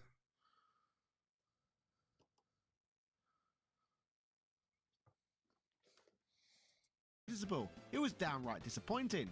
Considering his impact on the show, leaving him out felt like a major oversight. And for many players, it was a distraction that lingered no matter how enjoyable the rest of the game was. The Green Ranger, introduced as Tommy Oliver, quickly became everyone's favourite due to his compelling story arc and undeniable cool factor. Unlike the original team, Tommy started as a brainwashed antagonist, adding depth and drama to the series. His transformation into a hero made for a powerful redemption arc. His mystique. I had to get them when Jason David Frank passed. You know, I had to get, you know, it's a huge part of my childhood. Martial arts prowess and the fact that he often operated independently made him stand out. Plus, actor Jason David Frank's charisma and presence cemented the Green Ranger as a beloved figure forever. If the developers had only the first few episodes to draw inspiration from, the omission of the Green Ranger would be understandable. However, the inclusion of the final bosses, who appeared much later in the TV... That story arc when the Green Ranger came on the scene and he was evil and all of that stuff and he was trapped. Or, who was trapped? The Rangers were trapped. I gotta watch it again. I remember how epic it was, but I don't remember every single part. But man, that was such great storytelling. It was like a soap opera. Series, well after the Green Ranger's debut, suggests otherwise. It seems clear enough that the developers were aware of the content from later episodes, so his absence can't be chalked up to ignorance. This makes the decision to leave out the Green Ranger even more baffling and disappointing, especially considering he would be playable in the inferior Mega Drive Power Rangers game. The only explanation that makes sense is that in Season 1, the Green Ranger loses his powers halfway through. By the time the Rangers face Cyclopsis, the powerful Zord piloted by Rita's henchman Goldar, who serves as the game's final boss, Tommy is no longer part of the team. So canonically, it does make sense, I guess. It just made many of us very sad. Speaking of the Green Ranger and Cyclopsis, here's a jaw-dropping piece of Ranger trivia for you. As you probably know, much of the Mighty Morphin Power Rangers footage was taken from Zoo Ranger. I already told you that earlier. But did you know the reason the Green Ranger lost his powers in the Western show was because they ran out of usable footage? And here's the kicker. Oh. In the Japanese version, this is because the Green Ranger actually dies. Oh. That's right, he's dead. Hence why there was no footage of him battling Cyclopsis. What's crazier is that in Zoo Ranger, that fight wasn't just a two-part episode either. It was the series finale. And since it wrapped up with Bandora, Japan's version of Rita Repulsa, facing her ultimate defeat, this meant a lot of the footage never made it to the Western show, as they didn't want to kill off the character. Yo, see, they go hard in other countries with shows, man. Like, they would not let something like that pass, like, you know, with kids in the 90s and stuff. So let's dive into the real ending of this episode, and by extension, the Super Nintendo game's ending too. So I wonder what was Zoo Ranger's story arc for bringing in the White Ranger? After her defeat, Rita is left. Why does Zach look like that? And by extension, the Super Nintendo I do not like him looking like that. Like that literally looks like some minstrel show stuff to me. Like I'm sorry, but it does. Like why is his lips like that? Why does not he not look normal like everybody else? At first I thought he was smiling, but he can't be smiling because hold on. I don't know if y'all can see my mouse, but like his part of his lips is right there. I do not like that. That's like hella whack. Game's ending too. After her defeat, Rita is left powerless. In a heartbreaking twist, her hatred for humanity is revealed to have stemmed from a personal tragedy. Her son had died and she blamed the world for it. So in Japan, when presented to Japanese kids, this witch was a lot more layered and not evil simply for the sake of it. Her son Kai was a young boy who loved to play and explore. One day, while playing in the forest, he climbed a tree to capture a nest of dinosaur eggs. In his recklessness, he ended up falling to his death while trying to destroy the eggs. The loss devastated Rita, who blamed the dinosaurs and the world itself for her son's demise. Wow. Consumed by grief and rage, she made a pact with the great Satan, aka the ultimate evil, to gain dark magic powers and take revenge on the world. At the end of Zoo Ranger, Japanese Rita reflects on Kai's death when she realizes that her hatred and Don't make deals with the devil, guys. quest for revenge has been in vain, so she begins to weep. Her tears symbolize her grief and regret, and because she sheds these tears of genuine sorrow, she loses her dark magical powers. As part of her punishment, she and her minions are sealed away once more inside a space dumpster and exiled into space. While paying for her sins in space, the character gets an unexpected shot at redemption though, and a wild twist occurs to boot. Goldar and Scorpina somehow manage to have a baby, and surprise, it's a human! Rita, absolutely giddy at the thought of nappy duty and baby giggles, jumps right in to help raise the little bundle of joy. So it turns out evil space sorceresses can also be good, dotting space aunties. But of course this only happened in Japan. The American version we grew up with stripped away any nuance, serving up a simplified black and white tale of good versus evil. No tragic backstories, no redemption arcs, just Zords, explosions, and catchphrases. It was much more Michael Bay. Yo, that's fine. You know, I do want to see that the zoo version as an adult, but what they gave us, man, it was perfect. It's a classic reflection of American media tendencies to flatten any complexities in favour of easy to digest action and clear-cut heroes and villains. It makes you wonder, would we have appreciated the show more if we'd been exposed to those deeper, more mature themes? Could we have handled a tearful space sorceress trading world domination for baby cuddles? Or was the American show too entrenched in a culture that prefers spectacle over any substance to even care? Okay, it just reminded me now because remember I couldn't remember how the episode went. So that's right. The Red Ranger was trapped and the Green Ranger was putting them paws on him. Too entrenched in a culture that prefers spectacle over any substance to even care. Anyway, I hope revisiting this Super Nintendo classic and revealing the real ending of the game has blown your minds once again. Maybe now you'll see evil space witches like Rita Repulsa and Hillary Clinton with a little bit more empathy. After all, we all face our challenges, even intergalactic sorceresses plotting world domination. And nothing is ever as simple as good versus evil. No matter how often the All right. Yes, it is. It's as simple as good versus evil a lot of the times. All right, yo. So let's go ahead and get to the next video. If you're watching, please like and subscribe. It will help me out a lot. I would appreciate you. I will give you $5,000 of my love. All right. Angel Knot. All right, this is, do you remember these 10 short-lived 90s cartoons from 1995? Let's see how many of them we remember. And a handful of superheroes. Welcome to the review. Today we're taking a look at 10 short-lived cartoons from 1995. Leave us a comment below if you remember watching any of these. Number 10, Two Stupid Dogs.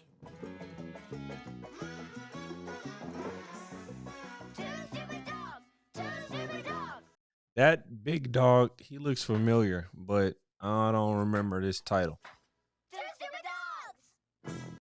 Originally airing on TBS, the series did technically hold down 2 full seasons, between its debut in fall of 1993 and its demise come spring of 95. For such a long stretch of time, the show somehow got away with only ever producing 26 episodes in total. Touted as the Hanna-Barbera's response to the success of Nickelodeon's The Ren and Stimpy Show, which was one of the first 3. Y'all big Ren and Stimpy fans? I can never get with it, man. It just wasn't funny to me. Like, I love Doug and I love Rugrats, but Ren and Stimpy, they was just doing too much. Nicktoons premiering alongside Doug and Rugrats in 91, and had seen a continuous rise in popularity ever since. Intentionally rude at times and packed with unanticipated and eccentric humor, Two Stupid Dogs is a hard title to forget, especially with that repetitive intro theme yelling the title into viewers' faces countless times during each opening. Hanna-Barbera would opt to swap out the cat for a second dog and try their luck at fitting their classic cartoon style into a more modern landscape of animated programs. Two Stupid Dogs would revolve around a mismatched pair of stray, idiotic dogs, neither of whom is named on or off the program, who generally wandered around the city, getting into wacky misadventures. Was they at a strip club? What kind of cartoon is this? Was this for kids? Smaller of the main duo has a fear of cats and tends to suffer the brunt of the misfortune that occurs during each comedy of errors laden episode. Big Dog is fixated on food at all times and not nearly as energetic as his spry counterpart. He's not as dumb as Little Dog, but that's not saying much. Episodes consisted of multiple stories featuring our main characters, and sandwiched between would be a short of super secret squirrel. Segments themselves are only a few minutes in length, so even new viewers will find themselves quickly burning through the 2 short seasons. This is unfortunate because most signs online point to the series as being very fondly remembered. The show was actually nominated for a Daytime Emmy Award, but came in second to Nickelodeon's mega popular Rugrats. Dang, that was that popular? Is that they was nominated for an Emmy? I don't know that cartoon at all. Even if you've never caught an episode, you'll still most likely remember being bombarded by the countless checkerboard bumpers Cartoon Network would fill space with. That's probably why I remember that dog. Featuring these 2 exceedingly stupid dogs. Number 9, The Moxie Show. I feel funky.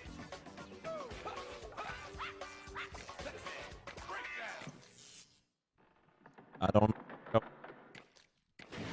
An anthology television series first airing as The Moxie Pirate Show in December of 93, making it the first original show on Cartoon Network.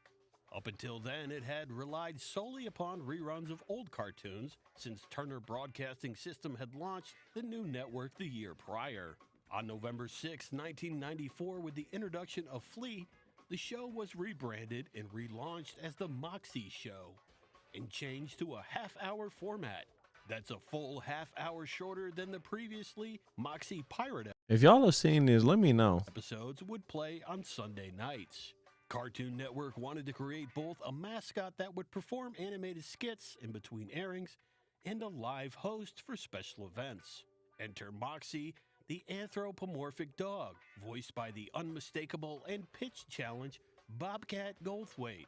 Moxie supposedly works for Cartoon Network as a janitor, but secretly hijacks their signal every Sunday to broadcast from his makeshift closet studio, made up of a classic cartoons interspliced with shorts featuring commentary from Moxie. Easily recognizable to most would be their list of regularly incorporated reruns, including Looney Tunes, Tom and Jerry, and... So was he kind of like Space Ghost from Coast to Coast? Like, I think Space Ghost will bring on different cartoon characters. Is that kind of what they were going for? I'm kind of confused. Popeye, leftovers from the dark age of animation. Some viewers will remember Penn Jillette of the comedy magic duo Penn and Teller voicing the show's new arrival, Flea. Others might be more familiar with Flea's voice being supplied by Chris Rock further into the series' run. Reception was generally poor all around, and even worse, Moxie himself was called out as being the most overhyped and disappointing new cable television host this fall. Wow. One episode was broadcast under the moniker The Moxie and Flea Show, but whether that was an oversight or an attempt to boost interest, the world may never know. I'll be right The back. Moxie Show has never aired since or been released for purchase, making it, at the time, lost media. Number 8, The Brothers Grunt. They're always out on the hunt, yeah, out of their minds, oh indeed they are, trying to find Harry. In the early 90s, MTV's Beavis and Butthead was coming under fire for being a bad influence on children. MTV decided to temporarily cancel Beavis and Butthead to make necessary changes to the content. MTV turned to Danny Antonucci for a replacement show. Believe it or not, this was the show. The Brothers Grunt was about the leader of the Grunts, Perry, who had escaped to live among humans. His 5 brothers, Frank, Dean, Bing, Sammy, and Tony, have to find him, or else the Brotherhood of Grunts will cease to exist. Originally airing from August 15th, 1994 to April 9th, 1995, audiences will either love or hate the series based upon precisely the same reasonings. It met a barrage of negative reception after premiering and is said to be considered one of the worst animated television shows ever made. Many found the art grotesque and the naming of the 5 characters after famous crooners from the 1950s to be anything but clever. The Chicago Tribune claimed MTV had created the most repulsive creatures ever to show up on a television screen. On the other hand, some will have enjoyed every moment of crude toilet humor and treat the obscure title as a cult classic. There will no doubt be fans who tuned into the Brothers Grunt and continued to My bad, y'all. Thanks for sticking around. follow Antonucci's work right through to the more tame Ed, Edd, and Eddy series that ran on Cartoon Network for 6 lucrative seasons. Fleer released trading cards based on the series in 1995, alongside other sets including The Head, The Max, and Beavis and Butthead, a relic of the time period displaying vividly rendered artworks, usually depicting counterculture content. All in the same vein as the Topps Garbage Pail Kids trading cards that came before them. I almost started collecting Garbage Pail Kids, and I was like, yo, these things are too disgusting. I don't want these. Any of which are always worth checking out for the sake of nostalgia. Although 10 or so of these Brothers Grunt episodes have been left unaired and lost to time, 6 had been located and uploaded to YouTube. Another partially reclaimed episode later surfaced, yet the remaining 3 episodes, rumored to have been produced, have still never been confirmed to exist. Number 7, Space Strikers.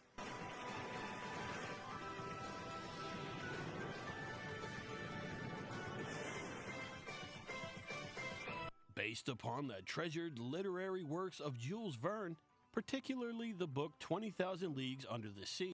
Once again, haven't heard of this. Have you guys heard of any of these? I've never heard of any of these cartoons. But in space. Space Strikers may be most notable for being one of the first animated series to extensively use computer-generated 3D scenes. Captain Nemo commands a heavily armed super spacecraft, the Nautilus, which more closely resembles a submarine than a rocket ship.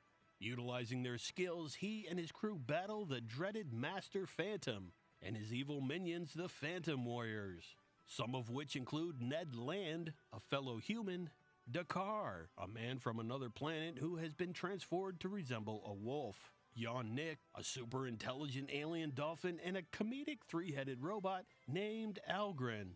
Together, this named Al Green tag Nautilus crew must save the galaxy from total domination, as the Phantoms are bent on spreading random chaos and destruction throughout the universe. Dolphin Man. The show itself has the look and feel of a throwback cartoon like G.I. Joe or any number of late 80s action-adventure cartoons. Except way less cool. Even so, the effort put in all around is always present on. Imagine if you, oh my gosh, imagine if you got knocked out by a dolphin. Like a dolphin.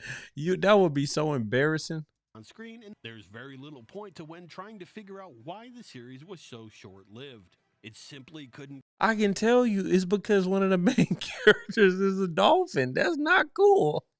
Grow an audience large enough to merit being given the green light on a second season. Unfortunately, due to the fact this show wasn't very popular, it was never released on VHS. Why? It was nearly impossible to find footage related to this show for almost 2 decades, and at one point was considered lost media. As goes the story with many of these titles we cover on the channel, ownership of the series would inevitably wind up being transferred over to Disney in 2001, when industry juggernaut Disney acquired Fox Kids worldwide. Luckily for fans, someone had retained their home recordings from back in the day and uploaded no fewer than 13 of these seemingly lost episodes to YouTube in 2014. Number 6, Darkstalkers. It's enough to make your blood run. Is that where old girl comes from? Another old girl from the games? I can't remember their names, but the cat girl and the vampire girl. Supernatural things, magic, and sorcery, they're back from out of your dreams, stalk your worst nightmares. Ghouls, zombies, werewolf, vampires, you can't be sure what lurks out there in the darkness of night. I didn't know that they came from a cartoon. An arcade fighting game was produced in the style of Street Fighter II and Mortal Kombat that just screamed for an animated adaptation of its own. While Oh, so they made the game. They made the cartoon from the game. Okay. Changes no doubt done to bring the concept to a younger audience. Both the level of violence featured in the arcade and the more provocative aspects of the material were toned down. What's more, the rich and in-depth lore of the franchise had to be watered down to fit the standard half-hour cartoon slot, meaning they would ultimately compromise with your basic good versus evil plotline. The show looks and sounds great, all the classic tropes are represented, and it already had a leg up on the competition with its arcade recognition. Still, people just couldn't get behind it. Fans of the game saw far too much adaptation in the series and were quick to voice their opinions against the changes. And that was the target audience the production was aiming for, so it was game over for Darkstalkers from the moment it premiered. As pleasant as it would have been to describe the program's merits, it's likely more useful to detail just how much disdain the series still receives when mentioned online today. Follow-up replies to a simple It looked pretty cool. Darkstalkers question posed on Reddit flooded in and were anything but flattering to the series. A few examples being the Darkstalkers TV series doesn't just suck, it's an abomination. Oh. Additionally, you must be a misogynist to want to watch that. And in an unprecedented move, someone declared it's actually even worse than the Mario Brothers live-action movie. Okay. I am sick and tired of all the hate. I didn't even put this. I am sick and tired of all the hate that the Super Mario movie was getting. Okay, the original Super Mario with John Leguizamo. I can never pronounce his name. That movie was amazing. It made no sense. I didn't understand the plot, but as a kid, I probably watched it at least 48, 49 times, and I'm tired of all this internet disrespect. Like, y'all didn't know it was one of the greatest movies of all time. All right, let's keep going. Between the arcade game and subsequent first-run syndication of the show, it was popular enough to see the game ported to the PlayStation home console, later to be followed by a sequel, so there was clearly more interest in the intellectual product than TV ratings had to offer as evidence. The market was flooded with similar edgy and dark franchises jockeying for the attention of the same audience, so many decent shows were swept under the rug. If Darkstalkers debuted a little earlier or a little later than it had, the series would likely have gained a significantly larger following and perhaps lasted longer than the 13 episodes. Number 5, The Baby Huey Show. Finally, something I remember. Okay, what are we, 20 shows in? Okay, this is a show that I do recall. First appearing in a theatrical short titled Quack-a-Doodle-Doo, becoming a Paramount cartoon star during the 1950s. Baby Huey would be featured in 11 cartoons between 1951 and 1959. becoming a household name over the many decades of additional content sprinkled among other recognizable cartoon stars. Perhaps not quite as intentionally known as some larger Warner Brothers or Disney faces, but managed to keep a tinge of relevance over the years. The dim-witted baby duck wreaks havoc on those who he comes in contact with, as his attempts to help result in hilarious consequences. Huey is often unaware of the havoc he's causing, maintaining an innocence, even as a hungry fox attempts and fails to eat him. Carbuncle Cartoons animated the first 13 episodes, and viewers will be familiar with their style of artwork featured on the Ren and Stimpy show. Audiences weren't all too thrilled with the switch to Universal Studios for the later 13 episodes and claimed the show lost its luster. While almost nobody takes any enjoyment from kicking a cartoon while it's down, the already poor ratings it initially drew could be very misleading. This means things may have been much worse during its first 13 episodes on air than the numbers detailed. Utilizing hindsight, we may actually be able to pinpoint an unforeseen and slightly comical problem with the whole picture. Some of our subscribers will find this shocking, but younger viewers might not be all that surprised to hear. A large portion of the show's viewership had no prior experience with the classic Baby Huey cartoon or the character himself. A lot of people eagerly tuned in with high hopes in anticipating a much higher caliber of entertainment. This all stemming from the misconceptions that this Baby Huey series was somehow a spin-off of the classic Donald Duck character. Similar to the experience of discovering beloved titles like DuckTales or Darkwing Duck, imagine how devastated a kid would be to expect a wonderfully designed new cartoon star like Scrooge McDuck, only to be presented with this diaper-clad, bonnet-wearing man that was meant to humor their grandparents. Devastating to the kid and devastating to the likelihood of the series as well. You can technically say it lasted 2 seasons of 26 episodes, but it's doubtful anyone would argue that to be a success, particularly in the case of the Baby Huey show. Number 4, The Max.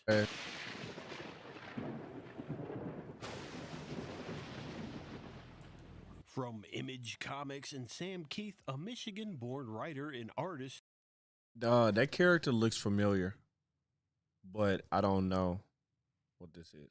Who was a part of the Image Comics creator-owned character boom of the 90s, a 4-issue miniseries serving as an introduction to these grim and gritty characters. The series, however, only had one published issue in March of '93. Despite this setback, people immediately latched on to the intellectual property and wanted more. The comic book would soon be adapted into an animated feature as part of the MTV program Oddities, where the Max number 1 and number 2 were covered along with Darker Images number 1 and issues 1 through 11. While of course the material couldn't be covered in its entire depth, they did what they could with their allotted time slots, and audiences were pleased with the outcome. Within the ongoing series, the Max told the tale of a purple-clad being who alternated between 2 worlds. In the real world, he's a homeless guy living in a cardboard box. In the fantastical land called the Outback, he's a mighty warrior tasked with protecting the Jungle Queen.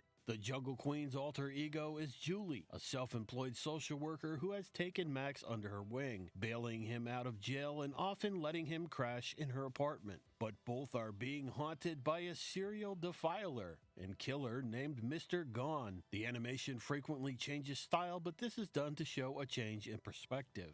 In one scene, this looked like this came on HBO. Characters may be rendered in vivid detail, but in the next they may be simplified cartoons. CGI and even live-action films are sometimes integrated and interspersed with hand-drawn animation.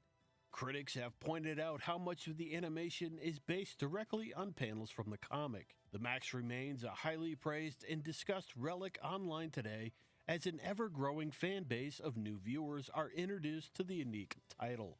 In 2019, actor Channing Tatum and producer Roy Lee announced their intent to produce a film based on the Max. In this instance, Roy Lee's company, Vertigo Entertainment, holds a first-look deal contract with Lionsgate. And perhaps the most hopeful tease so far, in January of 2024, Tatum confirmed on his Instagram that production on the film was moving forward. Number 3, Ultra Force. based on the first version of the Ultra Force comic book. I was like, I know Ultra Force sounds familiar, but it's because of the comic book. I didn't know there was a cartoon. Produced by Deke Productions, and would fare better than its counterpart cartoon adaptation, which would only amount to surviving mere months on air. Even with an Ultra Force action figure line produced by Galoob to build more excitement for the series. Debuting shortly thereafter in September, the show appeared to be something for fans to look forward to. The cartoon would feature the roster of Prime, Hardcase, Prototype, Topaz, Ghoul, Contrary, and Pix. It also included appearances of the Nightman and the Strangers, fellow superheroes in the comic Ultraverse. The general premise being that the Ultras, originally ordinary people who gained superpowers, began to use them for evil purposes. A group of superhero Ultras was formed, the Ultra Force, to combat the evil Ultras and protect all people of the planet. Poorly received by critics, but viewers weren't complaining. Non-stop action, a vast array of characters inhabit. It's like critics and the audience can never see eye to eye. This new Ultraverse and some memorable villains made for icing on the cake. Premiering in October and being summarily brought to a hastily end by December. So not only was the program canceled early, but the toy line wasn't going to recoup any losses. When were they coming out? Were they competing like with the X-Men? Because that would be hard competition, and it looked very similar. Is how it barely lasted until the holiday shopping season. Unfortunately, it struggled to gain a foothold among so many other superhero-related properties on offer at the time. Whether fans wanted more seasons of Ultra Force or not, networks weren't interested, and so the story goes, after 13 fleeting episodes, fans were left displeased with no decent explanation as to why the studio gave up on the title in such a hurry. Number 2, the Superman-Batman Adventures. These are the Superman Never heard of it. Batman Adventures. I've never heard of Superman, and I've never heard of Batman either. Two of the most well-known and universally loved superheroes come together to form an anthology TV series. Viewers certainly tuned in, but even with the astounding numbers of fans, ratings were looking bleak from the start. Composed of long-time rerun segments of classic Superman and Batman episodes, but now available on USA Network. However, the series would later land in time slots on both Cartoon Network and Boomerang for yet more re-airings. Each series on their own stood the test of time, but let's face it, in the year 1995, and the public is tired of these lazy, half-hearted excuses the networks dare to promote as new shows. They were going to have to provide fresh, original content because people would rather see these old cartoon reruns on VHS commercial-free, leading to a revamping of the combo concept for a future series to be titled The New Batman Superman Adventures, with slightly more emphasis on the Batman portion. That's a very lazy title. That's like when Nintendo said, this is not the Nintendo 3DS, it's the new 3DS. This made sense at the time when considering how much acclaim and commendation Batman the Animated Series had acquired in recent years. Although it was part of the DC Animated Universe, each half-hour episode in the 90-minute block featured either a single rerun from the original Superman the Animated Series, the original Batman the Animated Series, or a brand new story featuring Batman from the new Batman Adventures. This went over much better with audiences as the combined forces mustered together 3 years worth of episodes over on Kids WB between 97 and 2000.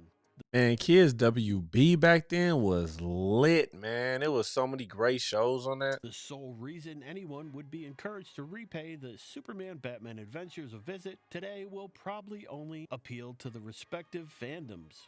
The Superman-Batman Adventures included for the first time on American television the 8 lost episodes of the 83-84 season of Super Friends. Number 1, Dumb and Dumber, the animated series. I'm trying to think, do I remember that? I kind of remember that. I don't know. Dumb and Dumber the Animated Series is the first Hanna-Barbera produced show to premiere on ABC, as well as the final Hanna-Barbera production to air on broadcast network television, and one of the last Saturday morning cartoons on the network not associated with the Walt Disney Company. Could this series have been so awful that it killed ABC Saturday morning cartoons as we knew them? If not solely responsible, it definitely had a role to play in the significant changes to come following its termination. Based directly off the smash hit comedy starring James Carey and Jeff Daniels, the animated version would feature awkward and forced goofiness, laughably simplistic art style, and a whole lot more toilet humor than most people can stand. Movie adaptations don't always do so hot on the small screen, and oftentimes animated reimaginings do even worse. But when you take into account the massive budget and the big names associated with Dumb and Dumber, the animated series, calling the show an utter failure is still sugarcoating it. Oh, The wow. opening theme, for some bizarre reason, seems to feature two of the most irritating frequencies audible by the human ear. The tune itself is almost catchy and doesn't stray far from the norm on these lyric-free 90s cartoon intros. The issue is the head-splitting 4,000 hertz screech throughout the song that somehow passed as music. The majority of viewers had enough long before it reached its 13th and final episode. Not to say it wasn't worth a try, both Ace Ventura: Pet Detective and The Mask were I remember Ace Ventura Pet Detective cartoon. That was pretty good. I do not remember the mask cap. Wait, I don't. This is kind of fuzzy. Carey films that found modest success as cartoons and spawned multiple seasons. Between Hanna-Barbera and New Line Television, the audience was once again left pondering which one is dumb and which one is dumber. Well, there you have it. 10 short-lived cartoons from All right, so that was interesting. I don't remember 95% of those cartoons. I've never heard of. Do you guys? Let me know in the comments, please. If you've ever seen that one where the dolphin is one of the main characters, let me know. If I went too hard on the dolphin, if he's a good character, he was your favorite character in the 90s. All right, let's go ahead to the next video. Let's keep it pushing. Angel Knot. All right, this is the story behind NBA Jam, a 90s masterpiece. All right, I'm going to go ahead and get this playing. I'm going to keep it a stack with y'all. My cat used the litter box, okay? And she got me messed up if she think that I'm about to sit in this room for however long with this litter box smelling like it is. Got me messed up. You dig? So I'm going to go ahead and play. Y'all go ahead and watch this because I can't do it.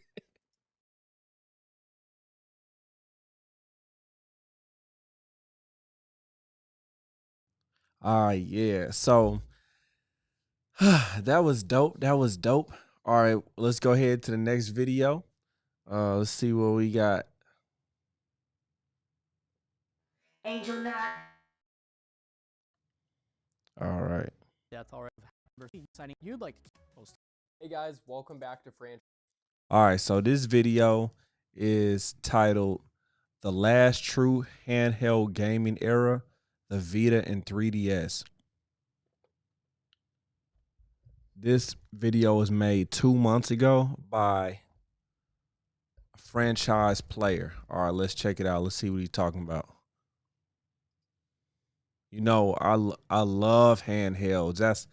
That's my game. I love handhelds. I'm not so much of a console PS5 person, but you know, handhelds, that's my jam. Let's go. Franchise player, and today we're checking out two amazing handhelds in what I think is actually the end of an era.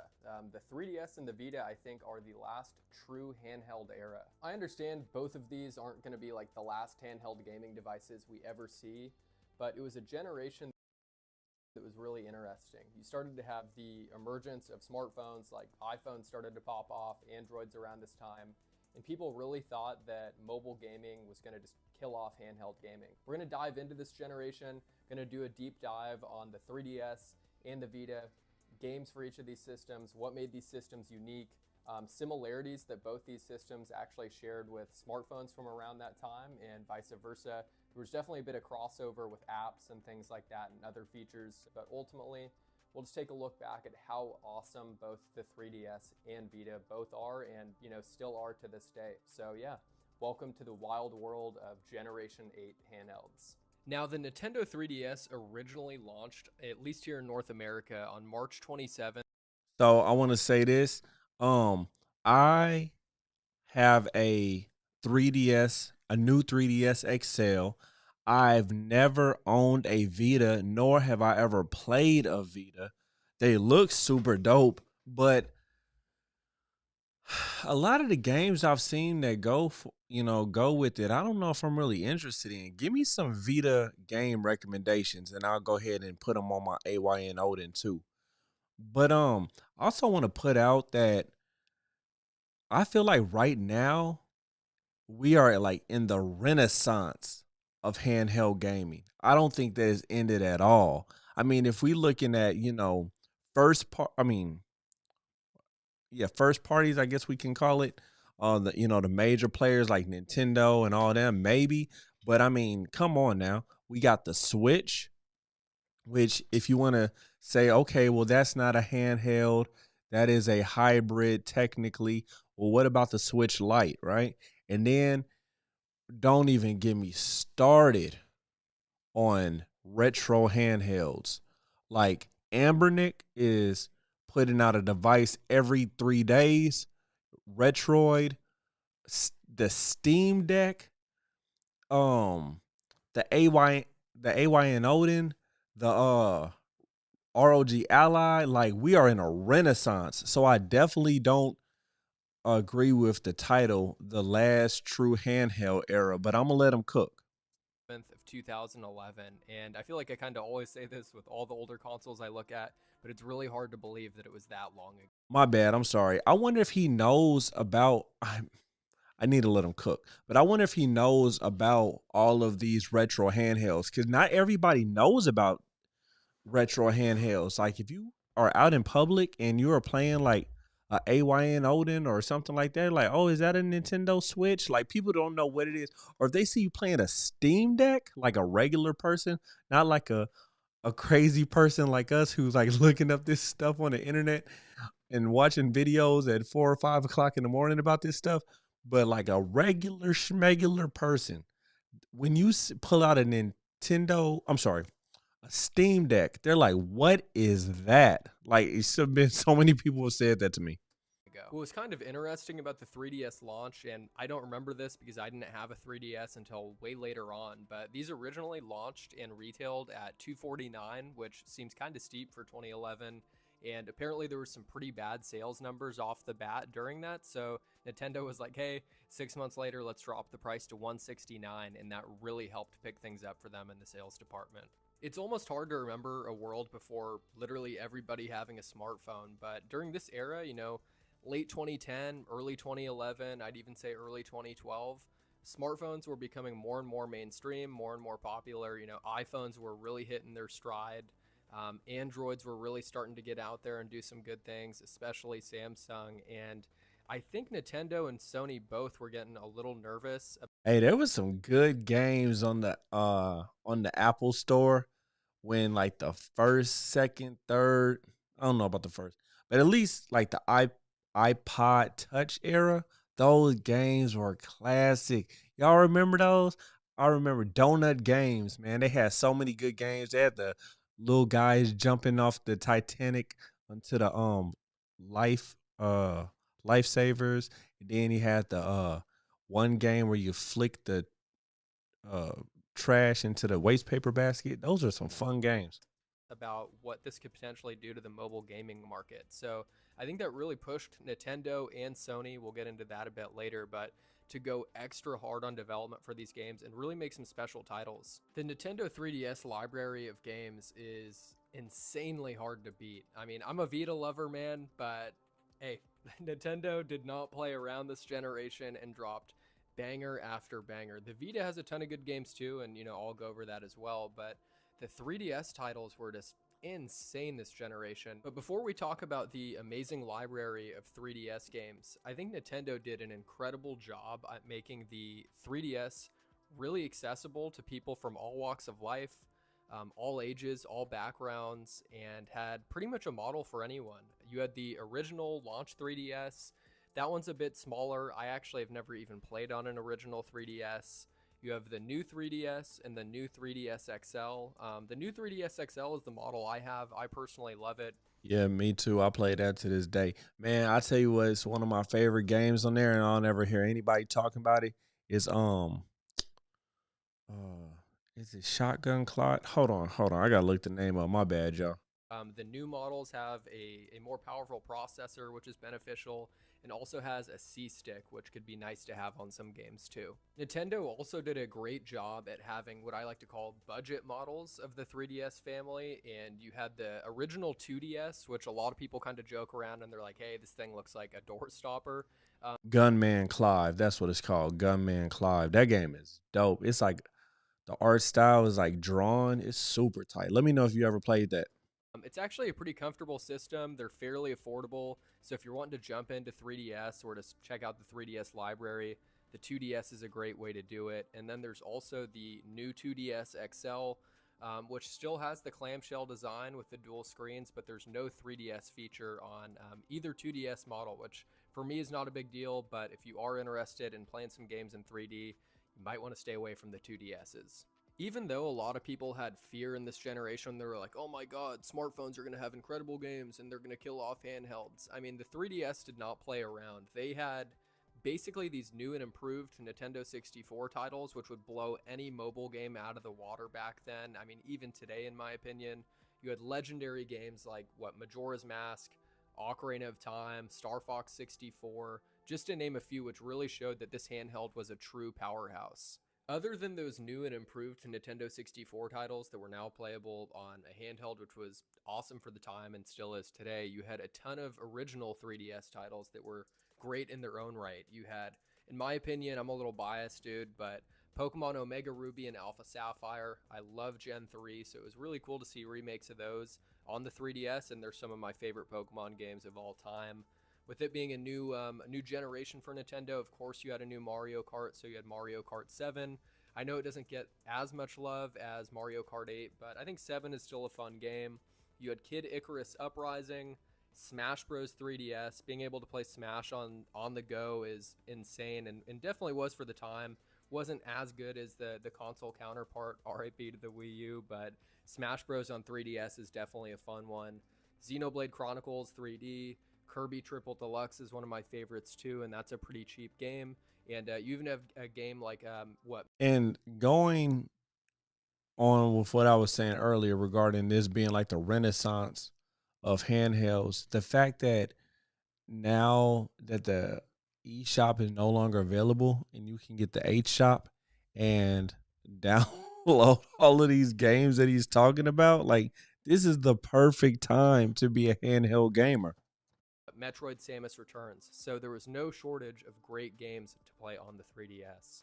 And if those 3DS games were not enough for you, if those were not enough to fill your void for entertainment needs, you had Virtual Console, which I really wish Nintendo would bring back on the Switch, but instead they'd rather charge you a subscription with Nintendo Switch Online. But it's another rant for another day, man. Right. You were able to play SNES games, like Final Fight, Super Mario Kart, Street Fighter 2 Turbo, Mega Man X, so great SNES games. You were able to play Game Boy and Game Boy Color games. You had Wario Land 3, Zelda Oracle of Seasons, the Donkey Kong Land games, the Gen 1 and Gen 2 Pokemon games, so Pokemon Crystal, Pokemon Yellow, Pokemon Red, which is really cool, and you don't have to worry about buying a physical copy, which was expensive then and is even more expensive now. And then you even had a handful of GBA games. So Virtual Console plus the actual 3DS library was, man, at the time, hate to say it, was smoking the Vita. Now, before we go in on the Vita, which I love, the Vita is one of my favorite handhelds of all time. Oh, that Vita, it looks so good. That design looks so elegant. Like it definitely withstood the test of time. Wanted to talk about some of the similarities that these handhelds had with actual smartphones at the time. So What's kind of interesting about the 3DS and the Vita is both of these systems actually had cameras, and they really had kind of like gimmicky ways to try to put these into games and things like that. But I think it was more of a reason just to kind of be like, hey, phones have nice cameras. We're going to throw a camera on here. It might not be that great, but hey, it might help us compete more. Another thing that's interesting too was both of these systems actually had touchscreens. I understand the original DS had a touchscreen, but this was kind of a big deal for Sony because it was the first PlayStation system that was going to have a touchscreen. Remember, the PSP did not have one, but the original DS did. I did have a PSP. I never had a Vita, but I had a PSP. So both of these systems, I think, were really trying to do anything they could to seem as modern and as cutting edge as some of the leading smartphone developers at the time, like Apple and Samsung. Now we're finally getting... Yo, that's so funny, man. Oh, that's so cute. That's so adorable. They're just showing off the barcode scanning, the beginning technology. That's hilarious. Smartphone developers at the time, like that. Apple and Samsung. Now we're finally getting into the PS Vita segment of this generation, and I loved the Vita. I had one a little after launch. It was actually one that my dad and I shared, but it was kind of funny is this released February 15th of 2012, and they were just like, hey, you know what? Nintendo launched the 3DS at $250. We're going to do the same thing and drop this and have it retail at $249.99, which I think for the Vita, $249 made a little bit more sense. I still think for the time it was a little pricey considering you could spend a little bit more and get a PS3. You'd get a full-fledged home console, but ultimately I think that $249 made a little more sense for the Vita. What was pretty crazy about the PS Vita was there was two different models you could get even at launch. There was just the traditional Vita 1000 that had Wi-Fi. Obviously, that's how you'd connect to PSN and play online and download stuff. But there was also a model you could get that was the Vita 1000 with 3G capabilities. Now, looking back, I think it was kind of odd that it was exclusively through AT&T, but was really just a product of its time. I think the Yeah, because that's how Apple was with the iPhone when it first came out. It was an AT&T exclusive. PS Vita and PlayStation was just like, hey, all these smartphones are in everyone's pocket with internet access to app stores and things like that. We want people to bring a PlayStation product around with internet capabilities anywhere to where they can download updates, they can download DLC, try demos out, stream. I mean, there was even apps for the Vita, which was pretty cool. You had apps like Netflix. I actually remember using Netflix a decent amount on Vita just because the screen was way better than any phone or pretty much any other device I had at the time. So that OLED screen was pretty nice to watch movies or shows on. You had YouTube. Didn't use YouTube a ton on Vita back in the day, but you had Twitter and email. So pretty funny looking back that you were able to check your email on a PS Vita. The Vita had a ton of features that were very similar to smartphones of the era. You know, the camera, the apps, the 3G. I mean, having actual cellular service on a Vita is pretty awesome. I mean, looking back, there's no way in hell my mom would have been down to pay for internet on a Vita. Like on top of me having a phone, there would have been not a chance. So if you actually had 3G on your Vita back in the day, let me know. I'm curious how it was for maybe playing online or downloads on the go. I imagine it wasn't crazy fast because it's 3G, but kind of sick regardless. One area that the Vita gets a lot of hate, and I get it from a surface level perspective, it doesn't look like the Vita has a lot of games. Yeah, that's what I said. Not necessarily that it doesn't have a lot of games, but it doesn't have a lot of games that appeal to me from the games that I've seen. But please tell me I'm wrong. Let me know what games I should get. On one end of the spectrum to like a more, I would say, like casual gamer, that's totally true, right? I mean, there's not a ton of AAA games, but there is a ton of good games. You have, I mean, just to name a few here, Gravity Rush, which ended up getting ported to PS4, but definitely fun to play on Vita. Killzone Mercenary, which in my opinion is probably the best looking game on Vita. It's pretty much like having a true PS3 era FPS on the go. Uncharted Golden Abyss, if you like the Uncharted series, that's, I think, a game that's mandatory that you got to have. Tearaway is another good one. Wipeout 2048, one of my favorite racing games. Actually, it might be my favorite racing game on Vita. It's super fun, and the graphics are awesome. Another legendary game is Persona 4 Golden. I know for a long time, I mean, the Vita was pretty much, it was kind of a joke where it was like, hey, the Vita's like the Persona 4 machine. And luckily, Persona 4 is on other systems now, and I think it's on Steam, so there's tons of other ways to play it, but it's still really fun on Vita and looks great. Freedom Wars is another underrated game that is actually getting a remaster, I believe, or a remake. I think it's actually just a remaster, but that'll be coming out.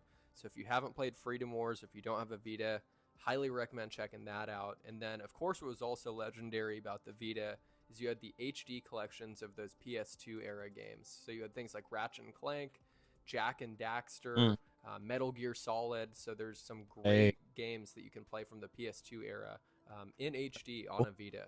But yeah, I mean, other than kind of the main staples on the Vita, you do have to dig a little deeper and kind of do your homework on if you want to continue playing on your Vita. I know that kind of sounds like a chore, but it's a fun system to go and just kind of research obscure games and try to find and play stuff that you wouldn't normally play on a system if it wasn't the Vita. And that's what I really like about the Vita. It may not have, millions upon millions of options of games, right? But the ones you do find are awesome and pretty underrated and not very popular, which is kind of cool to play something a little different here and there. I know the Vita has shown me a bunch of new titles and games that I definitely would not have played if they weren't on the Vita.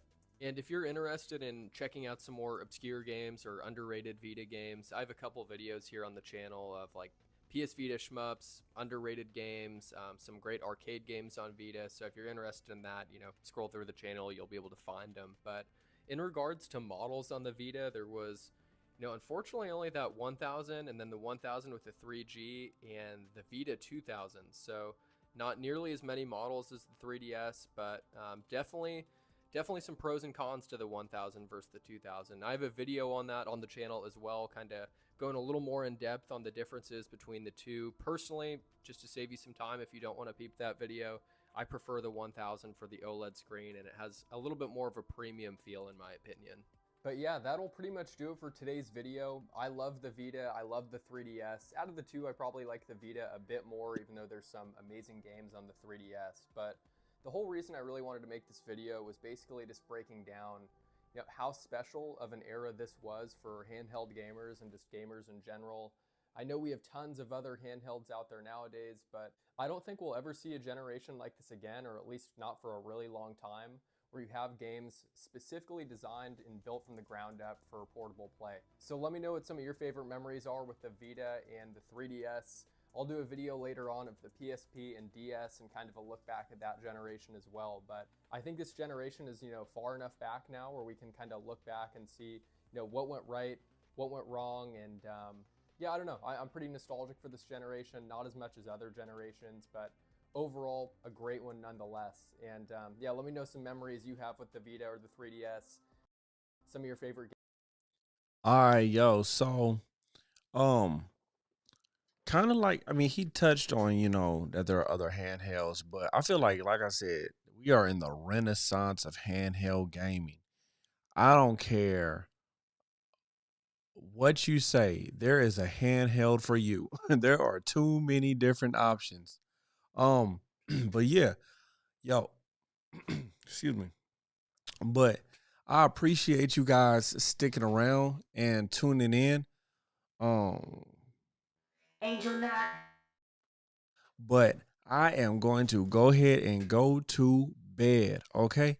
Um, hey, if you stuck around this long, I appreciate you. Please subscribe. I am on my journey to my first 1,000 subscribers. Um, and if you're watching me on Twitch, you can find me on YouTube at Angel Not Geek Stuff. Yeah, but I appreciate you guys hanging out with me, and hopefully y'all had some fun. All right, God bless to you and your family. Salutations to the nations. Peace.